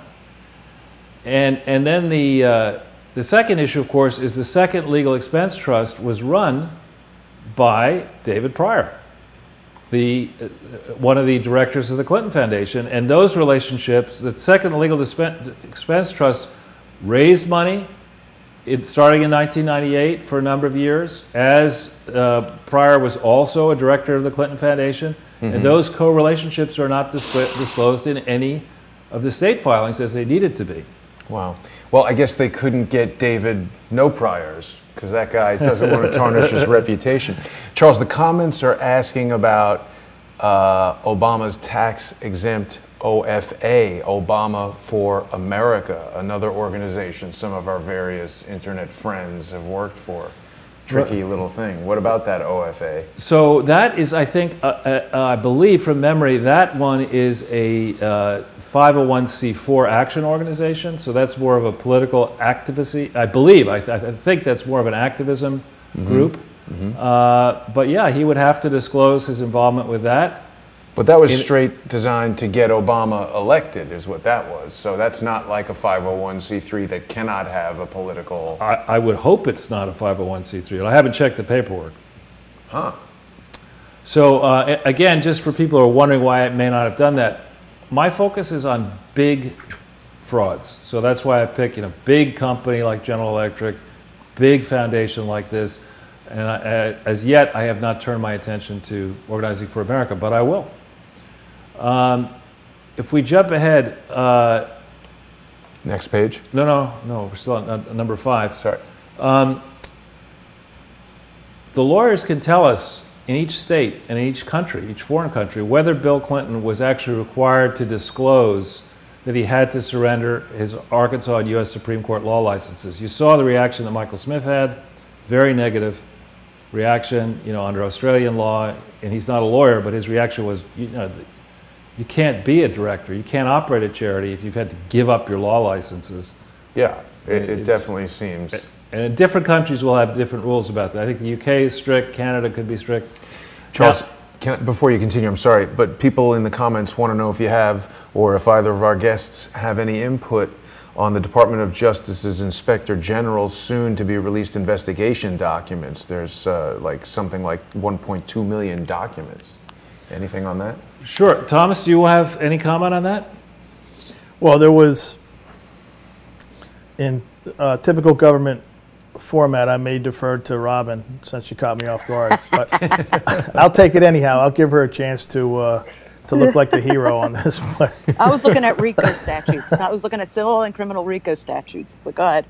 Well, a lot of people think that this report's coming out next week or the 15th of the month, and I don't think that's accurate at all. From what I've heard, there's still a lot of work to be done. I think perhaps it was originally supposed to come out on the 15th of January, but now there's so many different people coming forth with intel against the principles that are being looked at, that's going to delay things until the spring. And I guess the spring would be March or April, somewhere in that neighborhood, with the finalized report. And I think we saw some reflections of that with President Trump tweeting about Andrew McCabe putting in for his retirement, and is he going to make it to March? It's almost like a race, but I think his 25 years is up in March when he's able to put in for full pension. And is he going to be, it's almost like a race. Is he going to reach his deadline before the Inspector General's report comes out? But there are a lot of documents, and I've heard what some of them are, but when you're talking about that huge amount of documents, obviously nobody exactly, except for the people that are involved in this, know specifically what they're looking at. But they are looking at finances and things that wouldn't really show up in FOIA records and things like that. As far as departmental communications in the FBI, they're looking at some individuals' personal finances, and I hear from what they're looking at and what they found is problematic. In other words, by problematic, people are making more money and living a lifestyle than what their spouse and what their personal income would allow for. So I think the Inspector General is very interested in finding out why that is, where the money is coming from.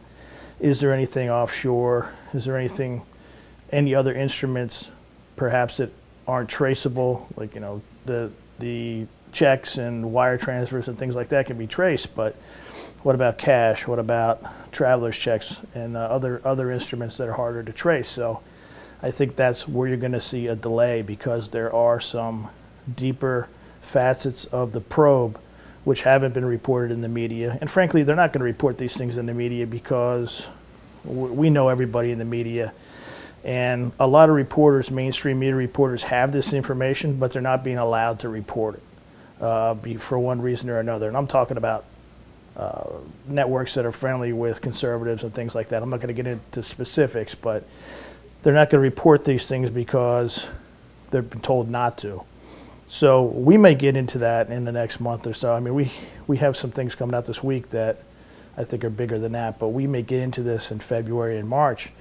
But for right now, we're just trying to feel our way around. And really, anybody who says that they have all this information about what's going on in the Inspector General's arena is really almost posturing, because it's a very tight-knit group, and it's very hard to work up that food chain, so to speak, from an outsider as far as intelligence is concerned.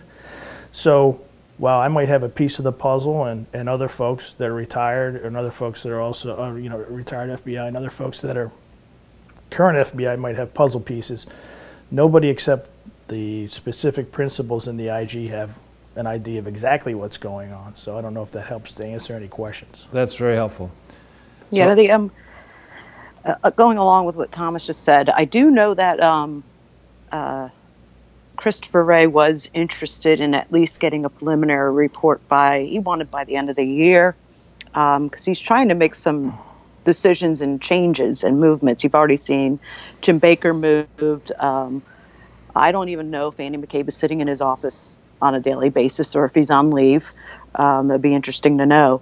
But the Inspector General, he may have some preliminary findings that he's willing to put out, but quite frankly, he's not going to compromise the overall enterprise investigation. He's not going to do that. They are, I don't think anyone knew the magnitude, the volume of work that was going to come at them after they started digging in. It's like that thread keeps going. Clowns keep getting out of the car. Just to step in with the question from the YouTube comments here, guys. J-Boz wants to know what's up with Bill Priestap, and why do we hear almost nothing about him, but so much about Andrew McCabe and Peter Strzok? He's one interesting dude, Thomas. You have a little bit more, because you and I discussed it. My comment was he looks scary, but his wife has a lot of political connections as well. She did work for the FBI, but he would have been in the key situation to have his hands, the tentacles, into all of this. He's done a good job of staying under the radar. But Thomas, you might have some more on him. We were discussing him. Well, he's an individual who has insulated himself very well. Some of these other folks are grunts, so to speak, who work their way up, but Priestap has a certain savvy to him, and so he's insulated himself very well. I think that he's now on the witness list of Nunez and those folks who had just gotten an agreement with the DOJ as far as the House Intel, who they're allowed to interview. There's 8 individuals, and a lot of people were surprised that his name is on the witness list now, because no one's really heard from him before. And I'm sure that those are going to be closed sessions, because nothing's allowed to be open session anymore. Everything's secret. Even you would think that let's put these people in front of some TV cameras and turn the heat on and let's see what they say, right? But everything is behind closed doors, because I think a lot of these folks are implicated with Fusion GPS. I think a lot of people have been paid off. I think reporters have been paid off. I think that you're going to find people in the House, maybe even people in the Senate, with their hand in the Fusion GPS cookie jar. So they want to keep all this stuff behind closed doors and try to minimize it, because if people really knew what was going on, it would be almost chaos, because it really is a level of corruption that we're seeing. Perhaps it's been there for a long time, but absent the election of Trump, we wouldn't be able to see this coming to the surface. So the question a lot of folks are saying, oh, it's really corrupt. Or, wait a minute, it's been this corrupt for a long time, and now we're finally starting to shine a light on it. But either way, it's a bad situation. So when you see a lot of these negotiations going on, and they're having 10, 12-hour hearings behind closed doors, it adds more, not only intrigue to the situation, but you wonder who is going to really come out at the end of the day being involved in this stuff. Now, when we talk about Priestep, he's just a piece of the overall puzzle. Of course, he has certain supervisory responsibilities in the FBI that are linked to Strzok and linked to McCabe. He's in the same chain, you know, right? He was in the same supervisory chain. So when you see things involved in Hillary's email, decisions with Hillary's emails, and you see other things, Uranium One and things like that, I'm not sure if Priestep is involved in Uranium One, but the more recent stuff, as he has come into power, I think he has a lot of things to answer for. But he is a savvy guy who's been able to stay under the radar. But history shows that once the lights start to get bright like this, staying under the radar is something that has only served you in the past. It only takes one guy to rat another guy out, and then he's front page news. He could be, or somebody. I'm not saying that he will be. I'm not alleging that he's done anything, but it only takes one guy to flip, and then you have open Senate hearings where they know who they want to skewer. So speaking of rats and flipping, what I like to do just is take you through some of these questions here so that you have the benefit of seeing additional holes you may not know about. And let me just real quickly pose a question. Someone's saying, what about the statute of limitations on Hillary's emails? Isn't it correct that if it's found to be RICO, there is no statute of limitations? That's a question for Robin and Thomas, I think. Well, there's criminal and civil RICO, and there is a statute of limitations. However, it has to do with all the charges under the RICO statute. So you have to look at when it occurred and what occurred. So it's not just the emails. Right. It's anything having to do with the emails. Well, if the conspiracy is ongoing, then, that's what I would think. Yeah. I would see conspiracy to commit RICO, and the states can have, they can file it separately. That people who feel they have been a victim of such, the minute when they find out they're a victim, they can file civilly. So that's not dependent on when the action took place in the civil side. So you have state, you have federal. It's been, and I sent Charles, I sent you guys a couple things because it was kind of confusing on the RICO statutes, but there's 35 criminal offenses underneath it, and so it's not just one thing. I feel like with the Clinton email investigation, they looked at one thing. Right. They didn't look at every charge, and that can open up a lot of different statute of limitations out there. Right. Well, in the statute also, I mean, Robin makes great points, but what a lot of people don't understand, I think what Robin has insight about, if I'm in the DOJ or FBI and I want to charge you with something, I'm damn well going to find something to charge you with something, and something's going to stick if we go to a grand jury. As soon as I step in front of a grand jury, I'm going to get an indictment. That's a rubber stamp. So you can spin it a lot of different ways. While Hillary's emails, technically there's a 5-year statute on it. She was last Secretary of State this time, 2013, so the 5 years is up. However, if you find that this whole thing was a conspiracy and the FBI is involved with it, that kind of renews everything. Right. You know? So you can spin things so many different ways, and the same as with Uranium One statute is long gone. However, if you find that it was part of a conspiracy, or if you find that someone recently lied to the FBI regarding it, something like that, and you can flip that person and maybe get another piece of information. I mean, if they want to charge you with something, they can charge you with anything they want. So, you know, that's what a lot of people try not to get too stringent about the timeline, because look what they did to Flynn. They couldn't get anything on Flynn, so they charged him with a 1001 that he lied to the FBI. That's all they got on him, but that's enough to get a plea out of him, and that's a felony. Right. So if they want to get you, they're going to get you. So, and also you got to realize just their activities, how many investigations they affected. So say the Uranium One affected a hostage case, or use of a witness, or anything like that. That case comes into play. and say that's a terrorism case, then you got a totally different statute limitations. So you also have to look at what may have been impacted by not only Hillary's emails, but her activities dealing with the emails.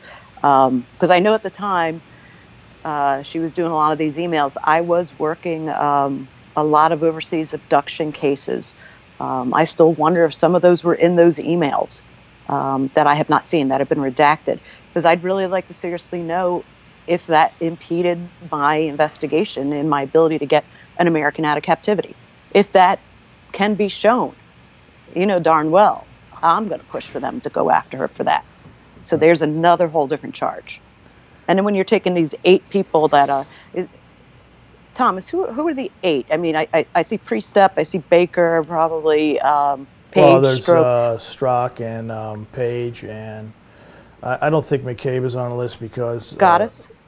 No, Goddess isn't on the list. Goddess is like to be announced. They have him like on deck. Yeah. People don't even know who he is. Wait till they find out who this guy is. This guy's another Yeah, you guys winner. got to look that name up. This guy's another winner. So, Sorry. so in terms, though, if I could just close out these questions, because I think it'll help us, sharpen our thinking about the types of offenses that I believe still are actionable.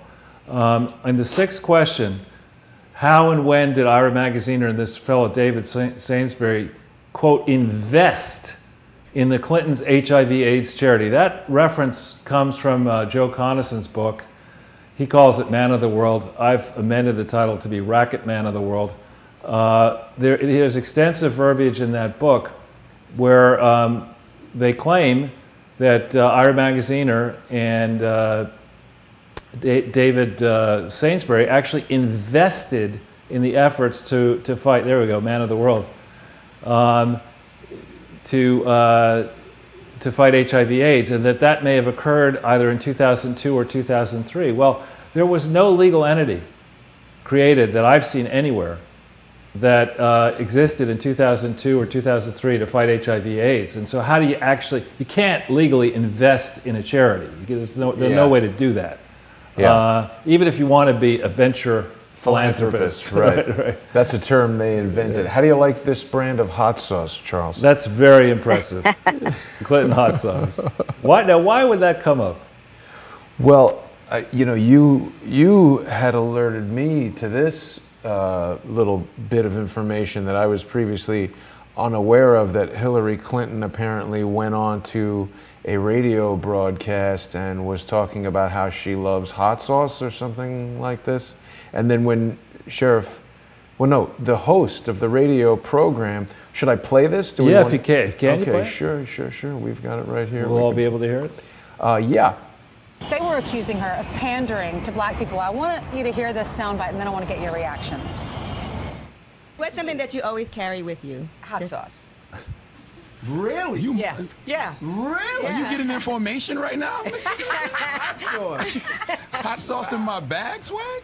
Hot sauce. Really? Yes. Now listen, I just want you to know, people are going to see this and say, okay, she's pandering to black people. Okay. Is it working? So what do you make of I mean, that's just unbelievable. Is it working? I mean, please, how can you? Smooth. She's like just the kind of diplomat that you want. Smooth as sandpaper, maybe. All right, so if we could just go back into that. Yeah, there we go. Here's a simple question for Cody Highland and his people. When actually did the Clinton Foundation HIV/AIDS Initiative, which was a company established March 24th, 2004, when did it apply for federal tax exemption, state tax exemption, and foreign tax exemption? And where's the paperwork on all that? Okay, there is no record that I've been able to find of any application being filed. The application itself, I haven't been able to find it. Where is the IRS determination letter for that entity? We call it Old Chai. Where is the proof that that entity was granted federal tax exemption and state tax exemption and foreign tax exemption? Where's the determination letter, question 9, for the parent foundation saying it was okay for the parent foundation to control this Old Chai? Now, in 10, my background is in mergers and acquisitions and investing. When you what the Clintons have tried to argue is that on December 31st, 2005, they merged this old CHI into the parent foundation, and by doing that, gave the parent foundation the legal authority to fight HIV/AIDS. That's basically the argument. According to them. According to them. But I think Cody Highland and certainly the FBI and others can check. Arkansas law does not permit that. In order for you to have a charity, federally tax-exempt charity, merge with another entity, ordinarily that entity must be also a federally tax-exempt charity. Makes sense. Right? And you've got that's an Arkansas law provision.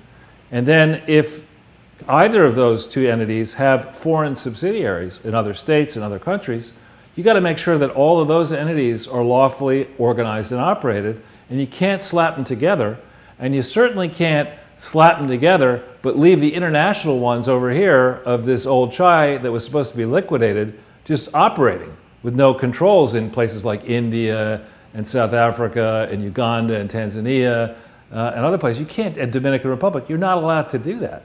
So, you know, I'd love to see Cody Highland's analysis and the FBI's analysis of how they actually comply with that. Now, this old CHI did indeed file federal tax forms that are not on the Clinton Foundation website. We previously put them on this various presentations. They're available for Crowdsource the Truth Sunday with Charles viewers to watch and to read. But you know, you got to look at those. The activities that are shown there are massive relative to the other foundation, the main foundation. So they're certainly more than insubstantial. And after year-end 2005, this old CHI entity was required to file a whole bevy of forms because it was liquidated. If we hit this link, we can see what I'm talking about. Experts can read this later. Didn't go up. There we go. You know, there's a fair bit of information about what you have to do when you terminate this old CHI, and where's the record of them having done that? I see no evidence of any records that they did this properly. Surprise, surprise. Well, this is a mortal wound. You can't do this kind of stuff in 2005 and then go around the world starting in 2006 raising ever more money for an activity that was liquidated. Now, Charles, if you had to make an estimate, how many insane felonies have you enumerated over the course of the 20-odd episodes of Sunday with Charles, not including your various appearances on Lionel Nation and InfoWars and RT and Sputnik and all the other places that you appear? Well, the simple way to think about this, and we could probably call this series of episodes, you know, the Charity Fraud Roadshow or whatever, the modern Charity Fraud Roadshow. The simple way of thinking about it, to answer your question, is there are a bevy of state, federal, and foreign laws that do apply. Every single one of them has been broken here. And in the most egregious place they're in, I think, is in soliciting for disaster relief. Okay, what you get in trouble for is not simply collecting the money, but asking for the money is a felony. The solicitation. Yeah, and when you solicit, when you ask for money using telephones, using the internet, using the mails across state and national boundaries, and you do so in widespread, you know, million-piece mailings or, you know, digital blasts or whatever, each request, each single individual request is a felony. And if you do it in connection with disaster relief, like hurricane relief, 9/11, whatever, I believe from memory, the sentencing guidelines are each count 20 years to 30 years in prison. So I asked that question because it's just so staggering, and people who think there's nothing here could not be further from the truth. I mean, this is literally the largest, most sophisticated criminal syndicate, I think, in the history of humankind. Exactly, exactly. So if we go back into this, and we're almost done with the slides, and then we can get into some discussion. In terms of trying to ferret out other offenses, you know, there should be an exhaustive list of places where either the foundation, that is to say the executives and its agents, an exhaustive list of every single place where a legal entity may have been created that purportedly was involved with this foundation. I mean, that is an exercise that I submit Cody Highland and his people absolutely have to do. And then they have to look at how many nations have the foundation and agents ever opened a bank account. But wait a minute. I think I have an answer to question 12. How many have they ever created a legal entity? The answer is 0. Legal entity doesn't mean lawful entity in this construction. It just means a legal entity, a corporation or whatever. Right? Shows what I know. All right, so these are some starting questions. But once you get into this, not too far into it, the biggest overarching question is, why have the investigative teams, and we know that James Comey was the U.S. Attorney for the Southern District of New York beginning in January 2002, and we know that Bob Mueller was the head of the FBI for September 2001, and we know that investigations were open and grand juries seated sometime in 2001 by 2002. Why did these people miss all of these problems that I've just enumerated? Virtually all of them, most of them, happened as the investigations were supposedly proceeding through 2004 and 5 when they ended the first time. How could they have missed all this? It's a good question. Right. So if we go to the next slide. And they missed it on purpose, you know that. Right. All right. So these are, so I tried to think about what are some of the biggest questions that we could ask looking, over the whole record. Aside from what happened. Aside from what actually happened, exactly. If we look at the first link, okay, and we go to the very back here, this is the statement from 2011 for the biggest donor to the Clinton Foundation. If you go to page, I think it's 29. This gives you a sense, this is in quotes an audit, it's not really, all right, stop right there, sorry. Next. Further up, yeah, up, yeah, right there. This shows you, in the period 2006 to 2011, $1.6 billion went into Unitaid, okay? The biggest players in Unitaid were France, $997 billion from France. Wow. The United Kingdom, $262 billion. And then I guess it's Norway, almost 110. Sorry, when I said billion, I meant million. So it's 262 million, 109 million from Norway, almost $1 billion for France. Even little, let's see, who is it? Is it Madagascar gave $27,000? Wow. Now, is this that deal where every time you fly to France, there's a tax on your airline ticket and that goes? Yeah, each country handles it slightly differently, but in effect, you're right. So they're just sort of stealing money randomly from everybody. Well, the idea was, when you read the book, there's a book about Unitaid. The idea was that people who are spending money on air tickets, by definition, have extra money because they're spending them on air tickets. And if they're buying a business class or a first class ticket, they have lots of extra money. So they won't notice. Might as well steal it. Yeah, you might as well steal a portion of it, was the theory. and it ought to go to, the idea was it was supposed to go to great causes. Now, all of this, these are all countries except for the Bill and Melinda Gates Foundation, which gave $50 million. If we go to the next page, and one after that, here. Is this it or no? Is this maybe the next page? Sorry.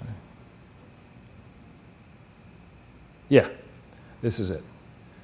So they spent less on programs than they took in revenues. They took in $1.6 billion. They only spent $1.1 billion.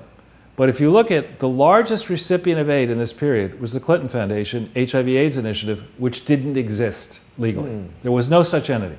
So who are they writing the checks to? Well, that's the question. I mean, how do you run something like this? The whole idea, they were selecting, in theory, recipients of aid that were fully established, and the incremental money that was going to come from Unitaid wouldn't go to expenses. It would go directly to worthy projects. But here, almost a majority of all the money that was spent went to a legal entity that didn't exist. And then the major league set of issues, we've got a colleague in Japan who asks to be, that we mentioned this, the French government got wise to this problem. And by December of 2009, the French government triggered an investigation via something called, it's really the accounting court, the Cour des Comptes, and began an investigation December 2009. We put links up in the past so you can see those documents. They're in French. They wrote up some nice reports. One was like 120 pages and one was like 190 pages. But they missed the fact, nowhere does it say, like, almost all the money that we gave out went to an entity that didn't exist, which was heavily, tied to the sitting Secretary of State of the United States and somebody who had hoped to be President of the United States. How is everybody missing it then? Well, that's the question. And that's what our colleague Fabien Chalandon is, hoping that the French government will, decide. I don't know in my mind, I should know how to say what happened in French, but, maybe one of our crowdsourcers can put in the comments how you... Qu'est-ce que vous faites? There you go. Very, very good. So this is one obvious place, fertile ground for Cody Highland and his team.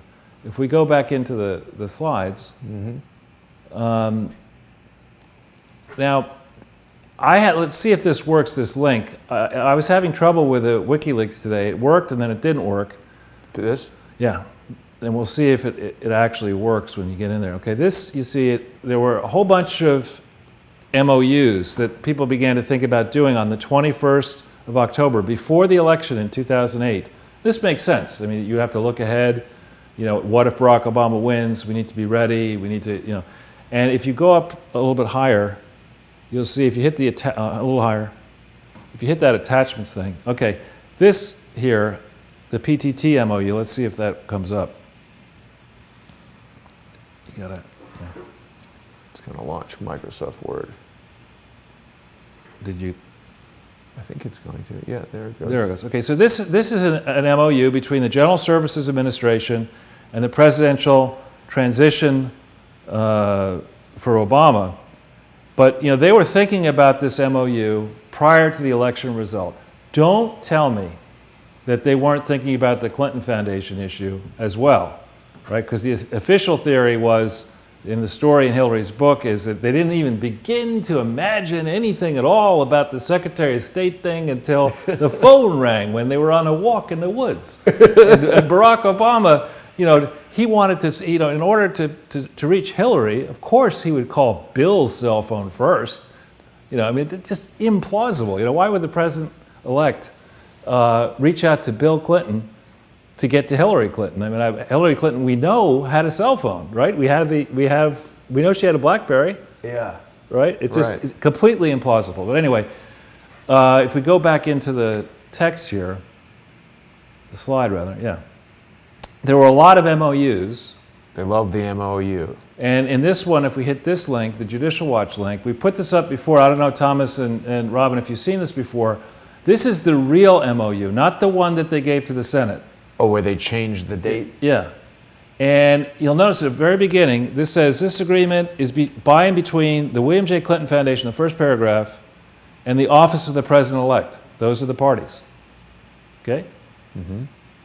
It is not, I don't see it as a party Hillary Clinton mentioned. I don't see Bill Clinton mentioned. And it says somewhere in here that this agreement is the entire agreement. So I think this is one agreement involving the named parties, but there must be side agreements involving Bill Clinton and Barack Obama, or involving the Clintons and Barack Obama and the team. And as if you haven't seen this before, we'll go to the final page and the signature page. See, this shows that this was signed on the 16th of November 2008 by Valerie Jarrett, 12 days after the election. Yeah. How in the hell did Valerie Jarrett, with everything else that she was doing, including celebrating her 50th birthday and putting a transition team together, how in the hell could you have known enough about the Clinton Foundation to sign this agreement? And I'll let her off the hook, because not a single representation made by the Clinton Foundation in this agreement is true. Not one. The books and records were disasters, we've shown in previous presentations. Yeah. They didn't have an audit. They lied about you know, what the shape the audit was. This happens to be the date on which, near the date on which the 990, the annual report for the Clinton Foundation, was due for 2007. That ultimately, when it comes out, shows disaster. You know, the biggest piece of the Clinton Foundation, the AIDS thing, had its authority to operate revoked on March 31st, 2008, and on and on and on. Not a single word in this thing, you know, is accurate as far as the Clintons describing to the team Obama what was really going on.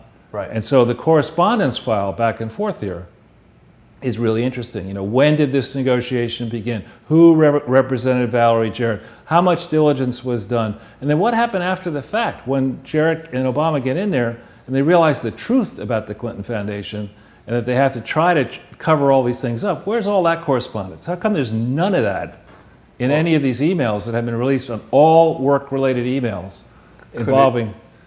Could it have to do with BleachBit? It could have something to do with BleachBit or that fire. Yes. Liar, liar, pants on fire. Liar, liar, Chappaqua on fire. Right. And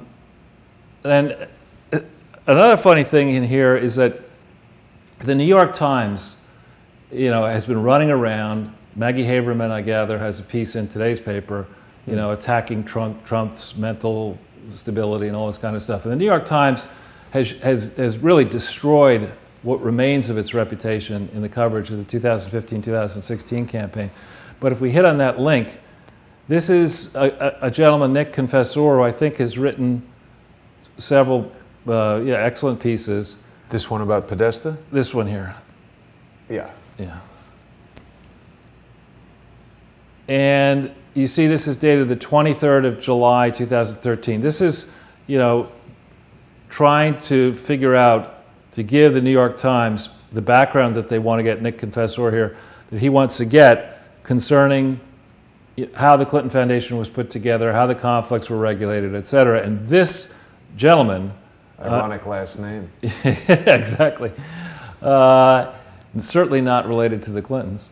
Confessor. He's not going to confess anything. This gentleman ultimately has his name on an article which was unease at the Clinton Foundation over finances, blah, blah, blah, blah.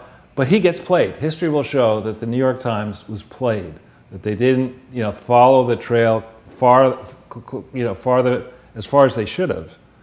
And by not doing the work that should have been done to suss out the true state of the Clinton Foundation, I think the New York Times, you could argue, is culpable, in a sense, morally culpable, in, you know, allowing matters to spiral out of control to the point where Hillary Clinton becomes the most brutally flawed presidential candidate the Democratic Party has seen, perhaps since McGovern.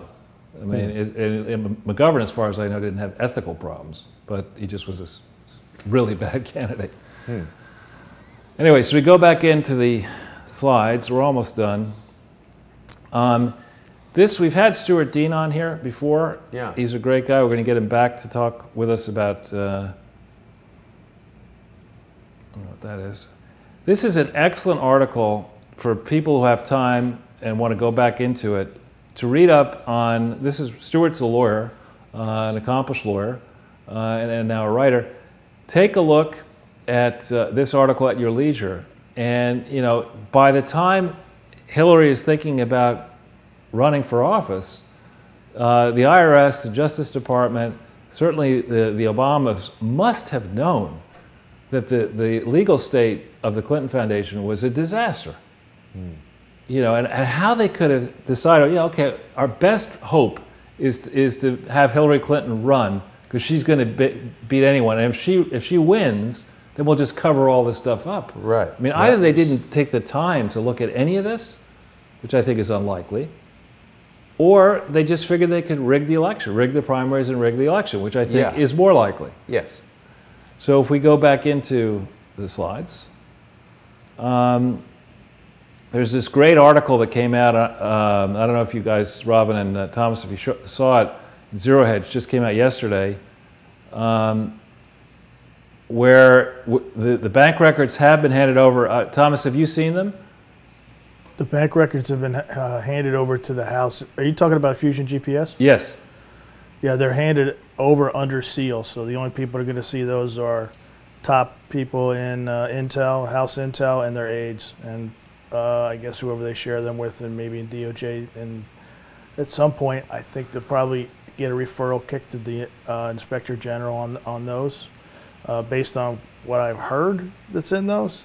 But no, we haven't seen them. Well, you'll be interested in this Zero Hedge article. If you scroll down a little bit, Jason, you'll see, I think there are amounts shown here. Somehow Zero Hedge has gotten some of them. Well, there were some released a couple weeks ago, some cursory things that were made public during the cross-examination of Glenn Simpson in a closed house door session. So maybe that's, like, you know, I'm speaking without seeing them, but I can imagine Zero Hedge would cross-reference those and put those in.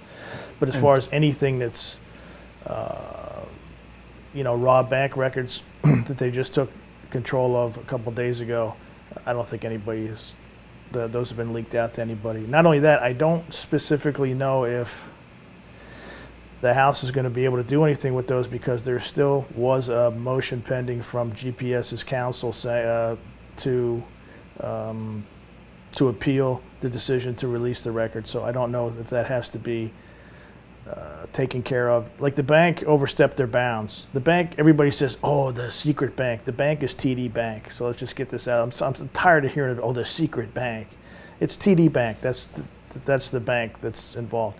So TD Bank overstepped their bounds, and they sent the records to the House when there was a motion in federal court appealing the decision. So I don't even think that the House can do anything until that motion is either denied or taken a look at by the federal judge. So I'm just speaking, that's not sourced or anything. I'm just speaking as far as how the court works. If there's a motion and the records have been produced by, you know, through expediency and by accident, I don't think that they can actually take control of or use them. Okay. I would still be looking at them if I was. And Thomas, is this also somewhat covered in the article that you guys did on True Pundit about Grassley calling for the DOJ to open a criminal investigation into the Christopher Steele dossier?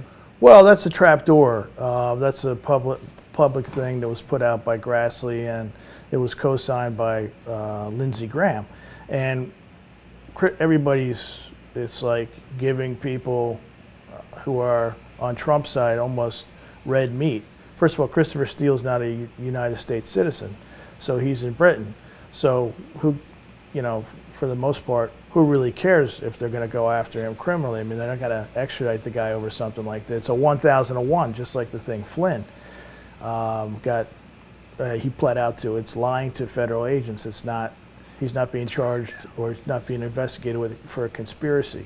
So the Grassley thing, I think, is he put that out so that he could find out what was specifically said to the FBI that Steele came in and talked to about this dossier versus what the FBI said that he said, because I think there are discrepancies between the two things. So while people are thinking that Grassley's put this out to chase Steele, the real reason I think it's out is to maybe nail FBI agents who are saying Steele told them X, Y, and Z when really he didn't tell them X, Y, and Z. So I would imagine somebody's going to be over in the UK interviewing Steele again from the government side, and if his story doesn't match what the FBI has reported and specific agents have reported to different committees, and also in 302 reports of talking to Steele and things, and some FBI agents might also be facing a 1001 charge of lying, because I think it's, so when I say it's a trap door, everybody's kind of rushing to think that this is really a move against Steele, which it really can't be, like I said, because he's not a U.S. citizen. So I think it's a move against the FBI, and I think the people that are involved in intel realize that, because as soon as I saw it, I thought to myself, if I were one of the agents who was in the food chain who claimed that they had talked to Steele and what the representations he made to the FBI when he had the dossier in hand, I would be very nervous that everything matches up. Yeah, so what we're showing here, I don't know if you can see it, is from the Zero Hedge story, which just came out yesterday. There's a table here of supposed payments in 2016 to various people with the dates and the amounts. And what I would be really interested in myself, just as a somebody watching this, is how much money was paid prior to various parties prior to the election, prior to November 8th, 2016, and how much was paid afterwards, and what was it paid for? I mean, lawyers are expensive, but you see here this Baker-Hostetler, March 18th, 2016, you still have the primaries going, you still have Bernie has a shot at winning, and it's $166,000. Just for the month. That's incoming though, right, Charles? That's how much Baker-Hostetler paid. Yeah. Well, I want to see outgoing like you do. I want to see. Yeah. I want to see. They have this large lump sums coming in from these establishment law firms or that also have ties to lobbying firms. I want to see where that money goes. I want to see and in what form it goes to. Who is it going to in the mainstream media? They've already acknowledged that they pay reporters off. Does that mean they pay reporters off to hassle people for harassment campaigns? Does that mean they'll give somebody from CNN $35,000 to chase True Pundit and try to run us into the ground with 3 or 4 stories? Just, screw around money, 35 grand is nothing. When you look at the numbers, that they have significant amount of money coming in. It's alleged that they collected $1 million from the DNC just to put this supposed dossier together. I mean, this thing is crazy. There's no research put into it. It's just fabricated to try to get a warrant and try to use it as a pry bar for other things. So I want to see the outgoing stuff. I want to, who are they paying? Right. So if we go back into the slides, we're almost done with the slides anyway. There's I don't know if you guys have seen this conservative treehouse. Robin and Thomas, have you seen this before? The website? Yeah. Yeah, those guys they do solid work. They have a writer called Sundance who writes under the pseudonym Sundance, who does really dialectic, detailed analysis of things. If people aren't reading that website, they should be, and especially that writer, because he or she, I think it's a he, does a really bang-up job when it comes to breaking things down and putting it into layman's terms. And this is just a clip we thought to show to people by Sundance on January 5th, 2018, which explains, as you rightly say, Thomas, in great detail, but for the layman, what Mike Rogers, who I think he was the head of the NSA. Yeah, Mike Rogers, he just resigned. A lot of people are giving him a hard time, but they don't understand the backstory about Mike Rogers. So this is a good story for crowdsourcers to read and share around as context. And we go back into the slides. Now, my point here, the overarching point that I would make here is, I don't think there's any question at all that this has been a fraud from day one. No thinking person who understands U.S. state and federal and foreign charity laws, no thinking person can look at this record and say, A+. This is the definition of fraud. It's a definition of a conspiracy. And you have a guy in Bill Gates, just to pick on one very rich person, who is, in one of the presentation, I think we figured out that the Gates Foundation has given close to 100 different grants to the Clinton Foundation between 2001 and 2015. If we hit this link, this one here, and this will take you to the Gates Foundation's financial filings. Mm-hmm. And if we go in 2016 and we hit the link audited financial statements here, this is KPMG, a reputable firm. Mm-hmm.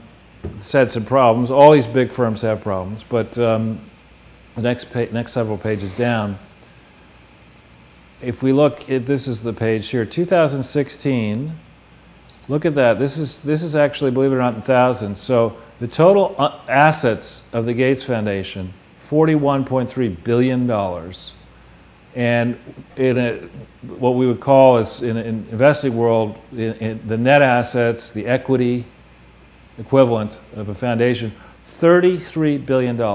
sat in the 33 billion. Yeah. Now we've got a $20 trillion federal debt. And, you know, my opening position, if I were the IRS, I'd be saying, thank you much, Mr. Gates. Thank you very much, Mr. Gates. Our wiring instructions are, and for starters, we'll take the 33.2 billion, but we also need to think through penalties, interest, et cetera, for the entire period of your foundation, because, you know, the Clinton Foundation is not the only crooked foundation that you've been giving money to. Can I throw something in there? Sure. When I was working Intel in 2001, let's see, or 2001, when Clinton was coming out of office, I remember the Gates had, Microsoft had their antitrust case going with DOJ that was settled rather hastily. So when you say that he started giving money in 2001, bells start going off in my head about the, probably a lot of the younger viewers don't understand what significance was. They were trying to, Microsoft was trying to smooth out some of that antitrust smooth out stuff. some of the antitrust things that was brought in U.S. District Court in D.C. I think the judge was named Jackson, yeah. He was a fair guy, and but when you say that Gates starts giving in 2001, I'm saying, oh, well, that's a convenient time to start giving, you know. I mean, when this huge multi-million-dollar case was billion was being wrapped up, and and they were entangled, and you'd have to take a look at the timeline. I'm just kind of going from memory. Well, it's there, and also in Europe. They had, you know, I think that the case was settled in the United States, and the penalties may have been paid, but in Europe, they had there was a threat. Microsoft faced the threat, and of course, Bill Clinton was chairman of the Club de Madrid, which is a foundation, needless to say, that consists of former presidents. What's it called? The Club de Madrid. And it's, so yeah, I mean, you think about rich people like Mr. Gates, you know, who have this huge home run investment in Microsoft, where the cost basis of the shares that he probably still owns are probably pennies a share. And you could take this stock, you put it into a foundation that you control, and Bill controls this foundation with Melinda, his wife, and with Warren Buffett. You just shift the stock from one pocket to another pocket, and you still really control the stock, but the good news is by giving it to your foundation, you can take a deduction against your income. Is this Club de Madrid pretty shady? I haven't studied it in great depth, but let's just say it's a lot of red flags. Yeah. It's small, but it's a lot of red flags.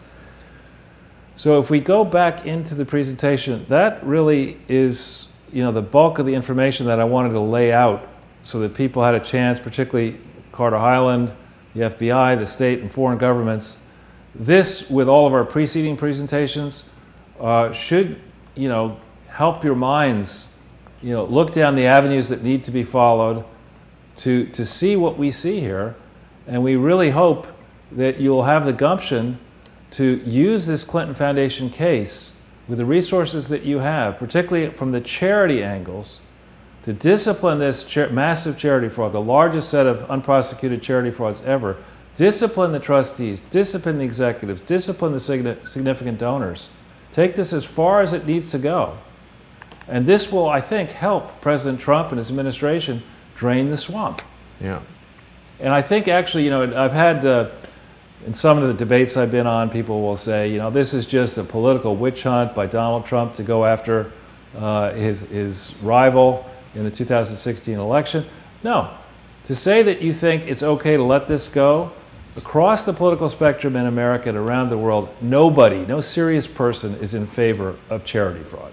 And these are serious people, Charles. Exactly.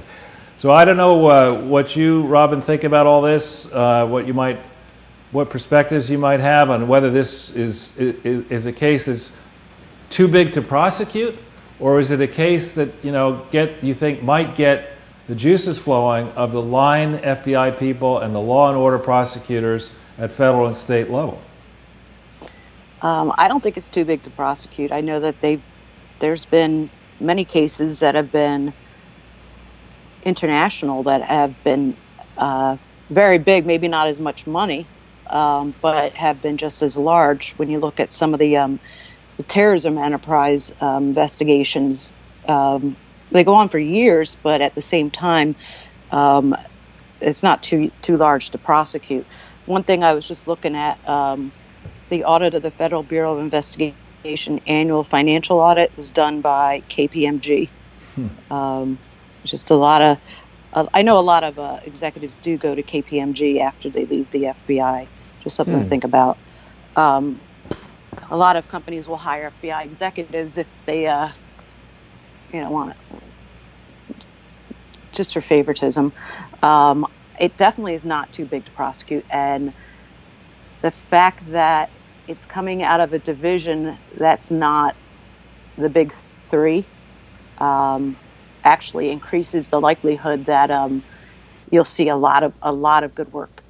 I mean, the big three give you a lot of good work, but a smaller division getting this investigation. I actually did the inspection of the Little Rock division when I was in the inspection division, and it had the highest climate survey. Everyone just loved being there. They loved doing their work. Their work was top notch, and so this should be interesting. I mean, I think you're going to see a lot of agents jumping on board with this. I think. How many agents might there be approximately in the Little Rock office? Is it 10 people, 100 people? Yeah, I mean, when I was in Newark, we were about 450, and Newark is one of the pretty much Big Tens. Little Rock, I mean, I can try and look it up, but they probably have about 100, 150 agents-wise. And then you have financial analysts that'll probably be temporary duty there. You'll have analysts that are there, professional staff.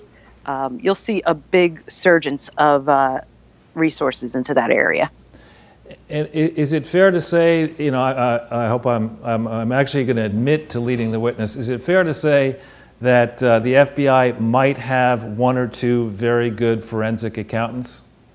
Oh yeah, oh yeah, and a lot of retired ones that would love to come in under contract and also do this investigation. So they're not going to be at a loss for that. But they're always looking for information. I mean, it's not like, there's times where you're doing an investigation and have someone else's eyes on it. Someone that's outside the forest, per se. It's always helpful. And is it, my understanding is that after the events of September 11th, 2001, the laws were changed, making it more dangerous for someone to lie to the FBI under oath? Yeah, but it has to be associated in order to, under the Patriot Act and get the terrorism, I can't remember what they call it, it's a terrorism nexus enhancement, the enhancement of the 1001. It has to be related to terrorism, and I believe counterintelligence, which this may fall into, but that adds extra years on too. It's not only that, because usually you get 5 years. I think that adds another 10 years onto it per count. Thomas, do you have any thoughts you might want to share with us? Well, I think that I kind of have been blessed, even though I had to suffer through it, of being a journalist early in my career and then converting over to Intel, and now I'm doing back-end journalism, that I think I have a good pulse about what people want to see happen. And I feel that the country is at a crossroads right now legally where people have lost faith in law and order. They see that. Let's just split the country in half, okay? Because half the people, Hillary could do anything and they would support her. So let's talk about the other half of the country who understands that what is going on is wrong. The other half understands it's wrong, but they can't put that above their personal beliefs, and they're being a zealot for somebody. So we have to default to the folks who understand what's going on is not right. So what's going on is wrong, and it's been going on. I mean, you've documented it back 20 years, more than that, to the 80s with the Clintons. The FBI falls in line with that. Comey falls in line with that. If you look at Hillary's history and the Clintons' history, Comey's always been kind of around protecting them. It's not the first time it happens in Whitewater, it's, oh, okay, well, he didn't do the right thing. But, you know, 20 years later, he's still doing the same thing. So you have corruption in this country that's gotten to a level where it's seriously threatens the fabric of the nation. The last time you saw corruption like this, we didn't have a country. It was in the 1700s. And people got upset and they took action, and what happened was we have the United States of America. Well, right now, a lot of people think that law and order is a joke. And as long as these people get away with what they're doing, whether it's the Clintons or whether it's the brass in the FBI, they see things as there's two sets of laws. One set for me and everybody else, and one set for the elite who get treated differently. So until there's some type of a paradigm shift where these other folks actually have to answer to the same laws that we all do, I think this country is not going to be able to come together again, so to speak. And I think that's a problem. So we're at a really historic crossroads, I feel. And I'm not trying to be over dramatic. I really feel that we're at a historic crossroads, and the friction of what I'm talking about has helped generate a tremendous amount of anger among people. You see people on the internet fighting with each other, and on Twitter, and even on Facebook, just going at it with each other. There's an underlying frustration with people having to live under two sets of laws, and something is going to happen.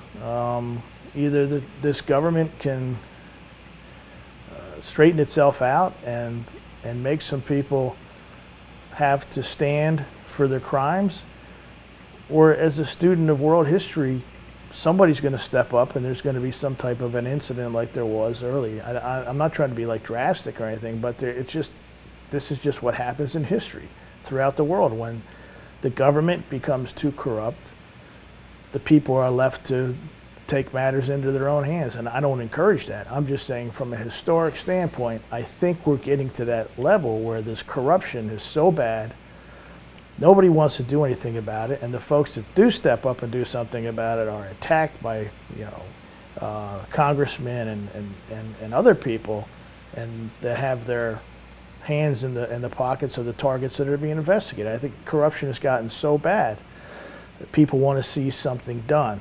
I mean, two quick things, Thomas. Yeah. I think that people are doing something about it, but it's people like you and the guys at True Pundit and Charles and Robin and myself who are standing up and saying, hey, wait a minute, this is fake news, fake information.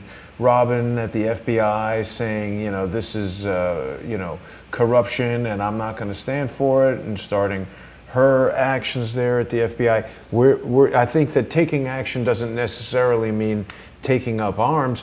And then the second thing I wanted to ask is, what was James Comey's involvement in Whitewater? He was on the team that... was he? Yeah, he was on the team that decided not to make an issue of the facts that he saw. Yeah, he's been involved in years with that whole... I mean, it's like you go back and, you know, another thing we don't even talk about is Rod Rosenstein. Yeah. He's been involved with Comey and Mueller, and Rosenstein's wife is a lawyer that works for the government. She's litigated cases for the Clintons. She's litigated cases for FBI, and she's in the background handling a lot of this stuff. So it's like every time you turn around, it's something else, you know. Something's beautiful. That's Robin's connection there. You still there with us, Robin? But my point was, I'm not saying people are going to take up arms. That's not what I'm saying. I'm saying that there's going to come a point where people are going to have to start standing up. FBI agents, right, who are more concerned about their jobs, they're not going to have a job if things go down the hill. You know, if things go downhill, there has to be more people putting their neck out on the lines, because we're getting to a certain point in this country where law and orders break. I mean, right? Once law and order breaks down, what do you have? Yeah. Right. And do you feel like there is a possibility that Bill and Hillary may have jail in their inbox? You know, I listened to what Charles was saying. I've been listening to all the shows, and his undertone is like, hey, it's now or never.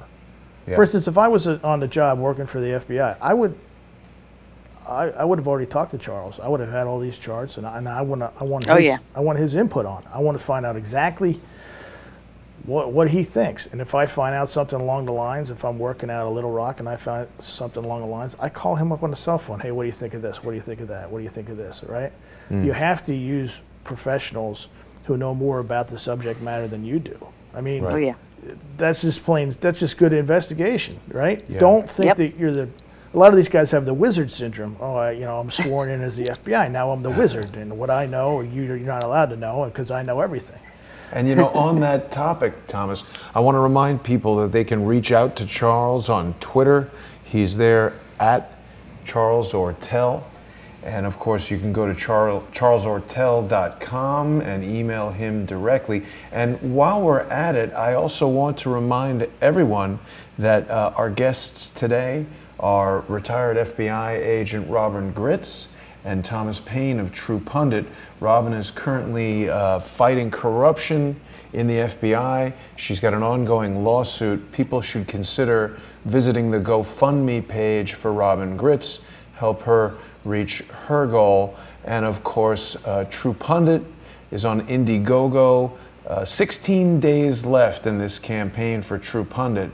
And so we definitely would like to see some of our viewers step up. We know everybody is looking at True Pundit for the news that they bring us, and we want, there's a lot of good True Pundit swag you can get if you want to support the independent journalism and the the true news. We're not talking about the Carlos Slim Times. We're not talking about fake news that you're getting from the Washington Post and all of that. And of course, if people are watching Sunday with Charles, and if they find themselves watching Crowdsource the Truth Daily, I hope that people would consider going to paypal.me/crowdsourcethetruth and making a one-time sponsorship payment. Or if you're watching every day, $1 to $5 per month keeps Crowdsource the Truth financially healthy and allows us to continue with the ongoing reporting. You can become a monthly sponsor on patreon.com/crowdsource the truth. And we've still got plenty to talk about. I'm really excited to have both Thomas and Robin with us today. Thank you guys again for joining us. Thank you. So many more questions. Well, I'm mindful of the time. Even though we don't have the clock handy, I don't know how long we've been on. Well, this is not even the longest Charles Ortel-a-thon we've ever had. We're in just the middle of hour 3. Are we really? Well, 2 hours and 30 minutes. Oh, that's quite a while. That's substantial. I'll throw another thing in here is you want to look at the leadership of Little Rock FBI and make sure that you don't have anyone in there that might be counterproductive. Right. Right. And that's something the attorney, the U.S. attorney out there will be looking at, and the judges and such. Sounds like you might know something about that you're reluctant to say, Robin. No, I'm just there's been a lot of changeovers in the last couple of years. When I was out there, it was a good 10 years ago, and a lot of people that moved up with this crowd with the McCabe, Rybicki, Baker, Goddess, Page, Stroke, and such crowd have been fed through. Their headquarters units have. You want to watch it. You want to make sure that there's not more out there. I mean, like you guys have been saying, it's been going on a long time. So that either did people miss it or did they overlook it? And I was working counterterrorism, and I was more concerned about stopping a bomb from going off, or stopping a bomb-laden truck from going into a market square, in India or something like that. I wasn't looking at a lot of this stuff. And I do want to point out, in the FBI, you're restricted by the Hatch Act. So when people ask me, is it mostly Republican or Democrat, I can't tell you, because we didn't discuss politics. But what was going on behind the scenes? And it kind of to me, I mean, when they use the word deep state and they use, and you see how long this has been going on, and how long have these people been put in place. So you just want to make sure that you got the right people. And just to remind our viewers who maybe don't know, the Hatch Act restricts FBI agents from engaging in any political partisan activity, right? Yes, and the FBI is one of the many. There's like a few agencies that are held to a higher restriction. So you can't wear a button. You can't use your position.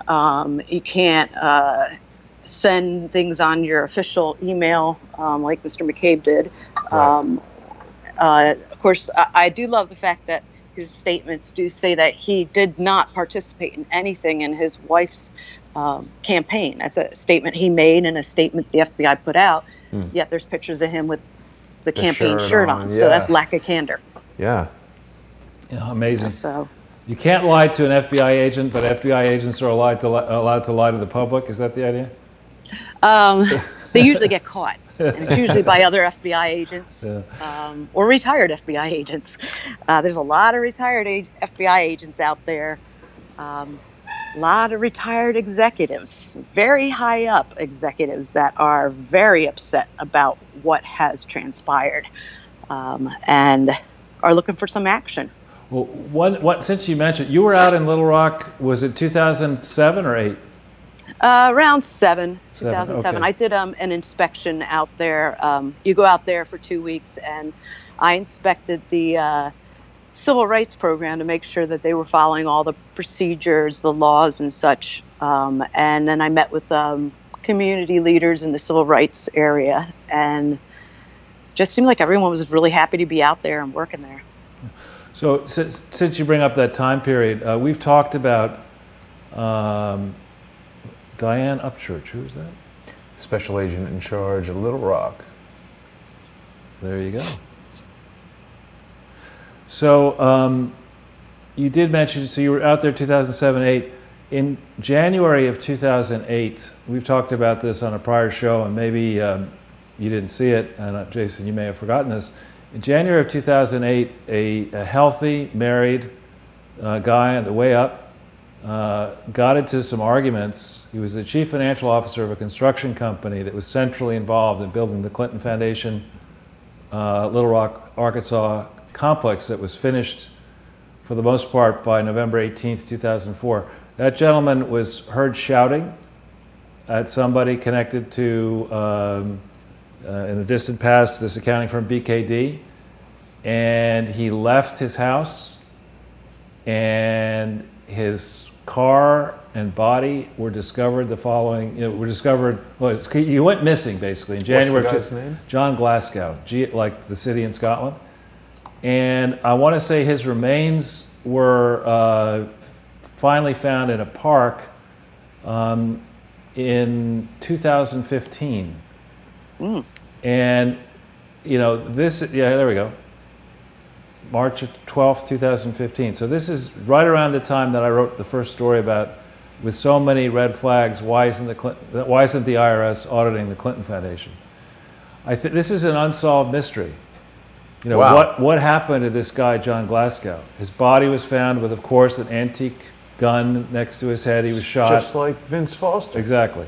And so this would seem to me, I believe there's no statute of limitations on murder. Definitely no. And so if you're looking for a hook to go back into this time period, it would seem to me this might be another thing that the special agent in charge and this U.S. attorney in Little Rock might want to reopen this file and see, because there's so many problems associated with the assigned values to the construction of the Clinton Foundation through November 18th, 2004. Remember, I've told you in the past that the books and records are completely false, that there does not seem to be any independent valuation of the complex on the date of grant. There are signs of bank fraud and wire fraud and charity fraud of about $60 million in 2004 alone. And, this might be problems at the Clinton Foundation might have contributed to whatever disputes this John Glasgow was having with his colleagues, with the, you know, whatever, and he might have been the kind of person who wasn't going to paper over fraud. Yeah. After, around or after the time he died, this construction company, the parent of the construction company, which I think is Dillard's, the department store, Really? Yeah, had to take a write-down. Wow. And so this to me is like is something that I would put on the list, depending on how much free time there is out there in Little Rock. This is definitely something I would put on the list as a topic where we need to understand, Jason, what happened. What happened? And so this is the guy who built the William J. Clinton Presidential Library, strip club, and mini golf course? He's the chief financial officer of the construction company, yeah, who built that massage parlor and penthouse. Wow. With an archive on it. Nice. Well done. Wow. But that's sure amazing that they use the antique gun. Sorry, Robin, what's that?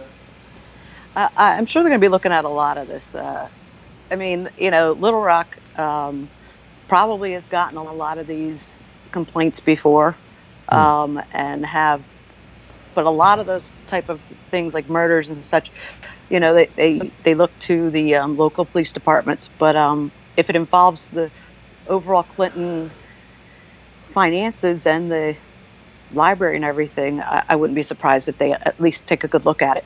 Huh. That would be it's not out of the realm. It's not out of the realm. DNA evidence has changed a lot, but that's weird. It was a long time before he was found. Right. In a park. They love dumping bodies in parks with antique guns made up of 2 separate serial numbers and rolling people up in carpets and dumping them there and all that kind of stuff. Allegedly. Gosh, sounds like Jersey. Now this is exciting, guys. We've got 1,715 people viewing right now. At one point were over 1,800. So I've got to thank each of you for joining me today. Was there anything else we wanted to cover as we approach the 3rd hour? I Thomas, think that's... anything you wanted to add? Are you asking me? Yeah. I just think at some point somebody has to do something about this. This has gone on too long, and I think that people have had it. I mean, I personally had it as a civilian. It's like, wait a minute. You know, I'm starting to think now, one of the reasons we started True Pundit is because I wanted to leave something behind, like a legacy. Put my talents and guys that I worked with, our talents together to leave something behind. But you start to think, like, well, what are we doing? What are we going to leave behind? Is this the kind of country we're going to have where people can just do whatever they want? I mean, like Charles said, these guys didn't. Charles is talking about procedures and paperwork and the solicitation of funds. He hasn't even gotten into where the money went, who got paid off. Were there, you know, oh, you're fighting AIDS? Well, how come you didn't buy any medicine? I mean, how do we know that you actually bought any medicine? How do we know?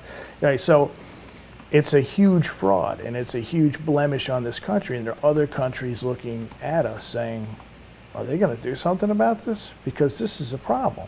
And other countries have been muscled into giving money in exchange for pay to play. I mean, it's very obvious. So my point is, when are they going to do something about it? And if they don't do something about this, like Charles has laid everything out, if they don't do something about this massive fraud, where does that leave the future of the country? And I'm not trying to be over dramatic, but it's something has to be done. They have to be made an example that law and order in this country has to stand for something. It has to stand for something, and that's the way I feel about it. I agree.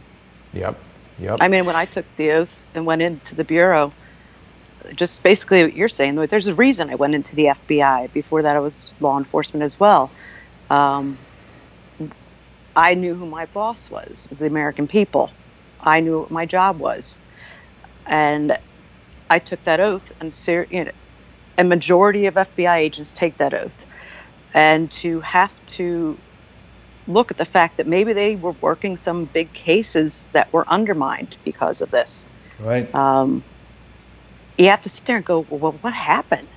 When did this happen? It keeps coming up. You know, I talk to other retired agents. They're like, when did this happen to our agency? I'm like, it's not our agency, but it's a core group that I said with Sarah Carter, a cancer that has been allowed to metastasize over the last 8 to 10 years.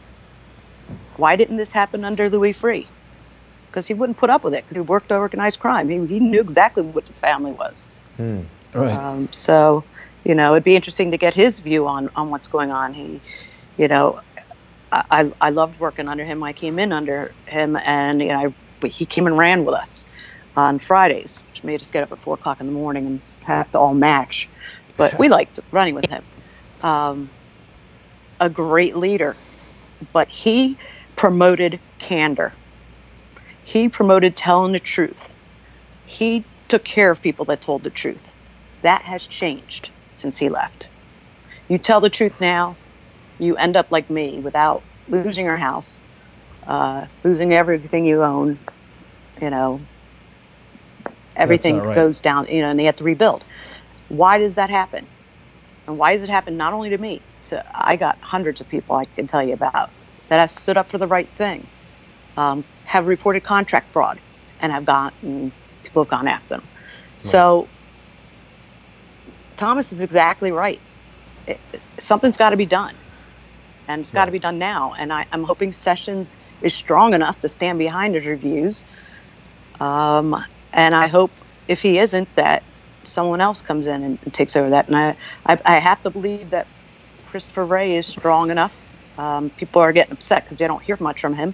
Don't think he's not working and plotting and trying to get things together. He sees it. I agree. And what I would say is, you know, we now have more than a 20-year record of rampant fraud, reckless disregard for the truth. There's still, on this broadcast, while we've been on air, the Clinton Foundation has been soliciting over the internet. And for the life of me, I do not understand why the FBI, the Department of Justice, as a sort of a holding pattern, says, listen, no more fundraising.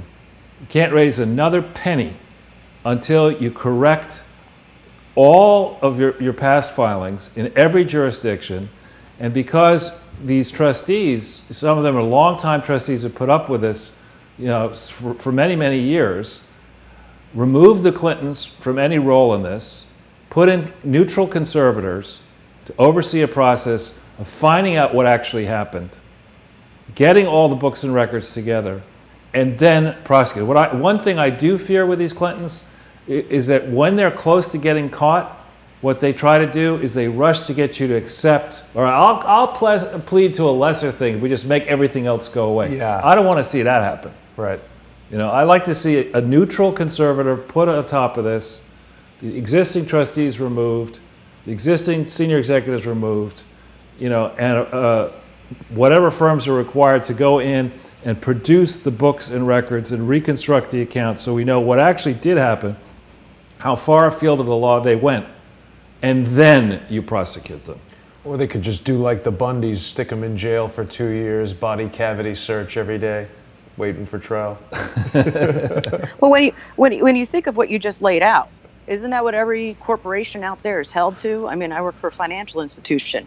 If this was going on there, you better believe there would be a huge change of management. Well, yeah, as I understand it, you know, in a corporation, corporations are necessarily suspect because there's that evil profit motive, you know. So the laws are written in such a way to try to regulate the corporation. You assume that, you know, there's something to be suspicious about. With a charity, you're not supposed to be engaged in any of this private gain activity, certainly in political activity, and any of this nefarious activity. So the way the laws are written, as an overview, the IRS has enormous power, and the Attorney General of Arkansas and the FBI, enormous power to just walk in unannounced to a charity and say, give me all your books and records. You know, demonstrate to me now, right now, you're soliciting the public to demonstrate to me that you were validly organized, you've been validly operated in every location, in every state, in every community, in every nation around the world. Demonstrate that to me immediately. And if you can't do that, I think the IRS and the Department of Justice and other governments have the ability to just shut the thing down. Yeah, and seize. They can seize and go for forfeiture Right. as well. And I guess there's that executive order that Donald Trump signed on the 21st of December, the nice Christmas present to all of us who want to root out fraud and corruption. You know, with the existing laws, I mean, let's see something happen. Yep. So, Well, and with that, I want to thank our guests, Robin Gritz and Thomas Paine of True Pundit. It's another wonderful Sunday here with you, Charles. This has been, I think, a historic show, putting these great minds together and me here making dumb jokes. no, come on. I really want to thank everyone and wish everyone a happy Sunday, and we'll see you tomorrow. Thanks for tuning in, everybody. Thank you. Thank you. Thanks, guys.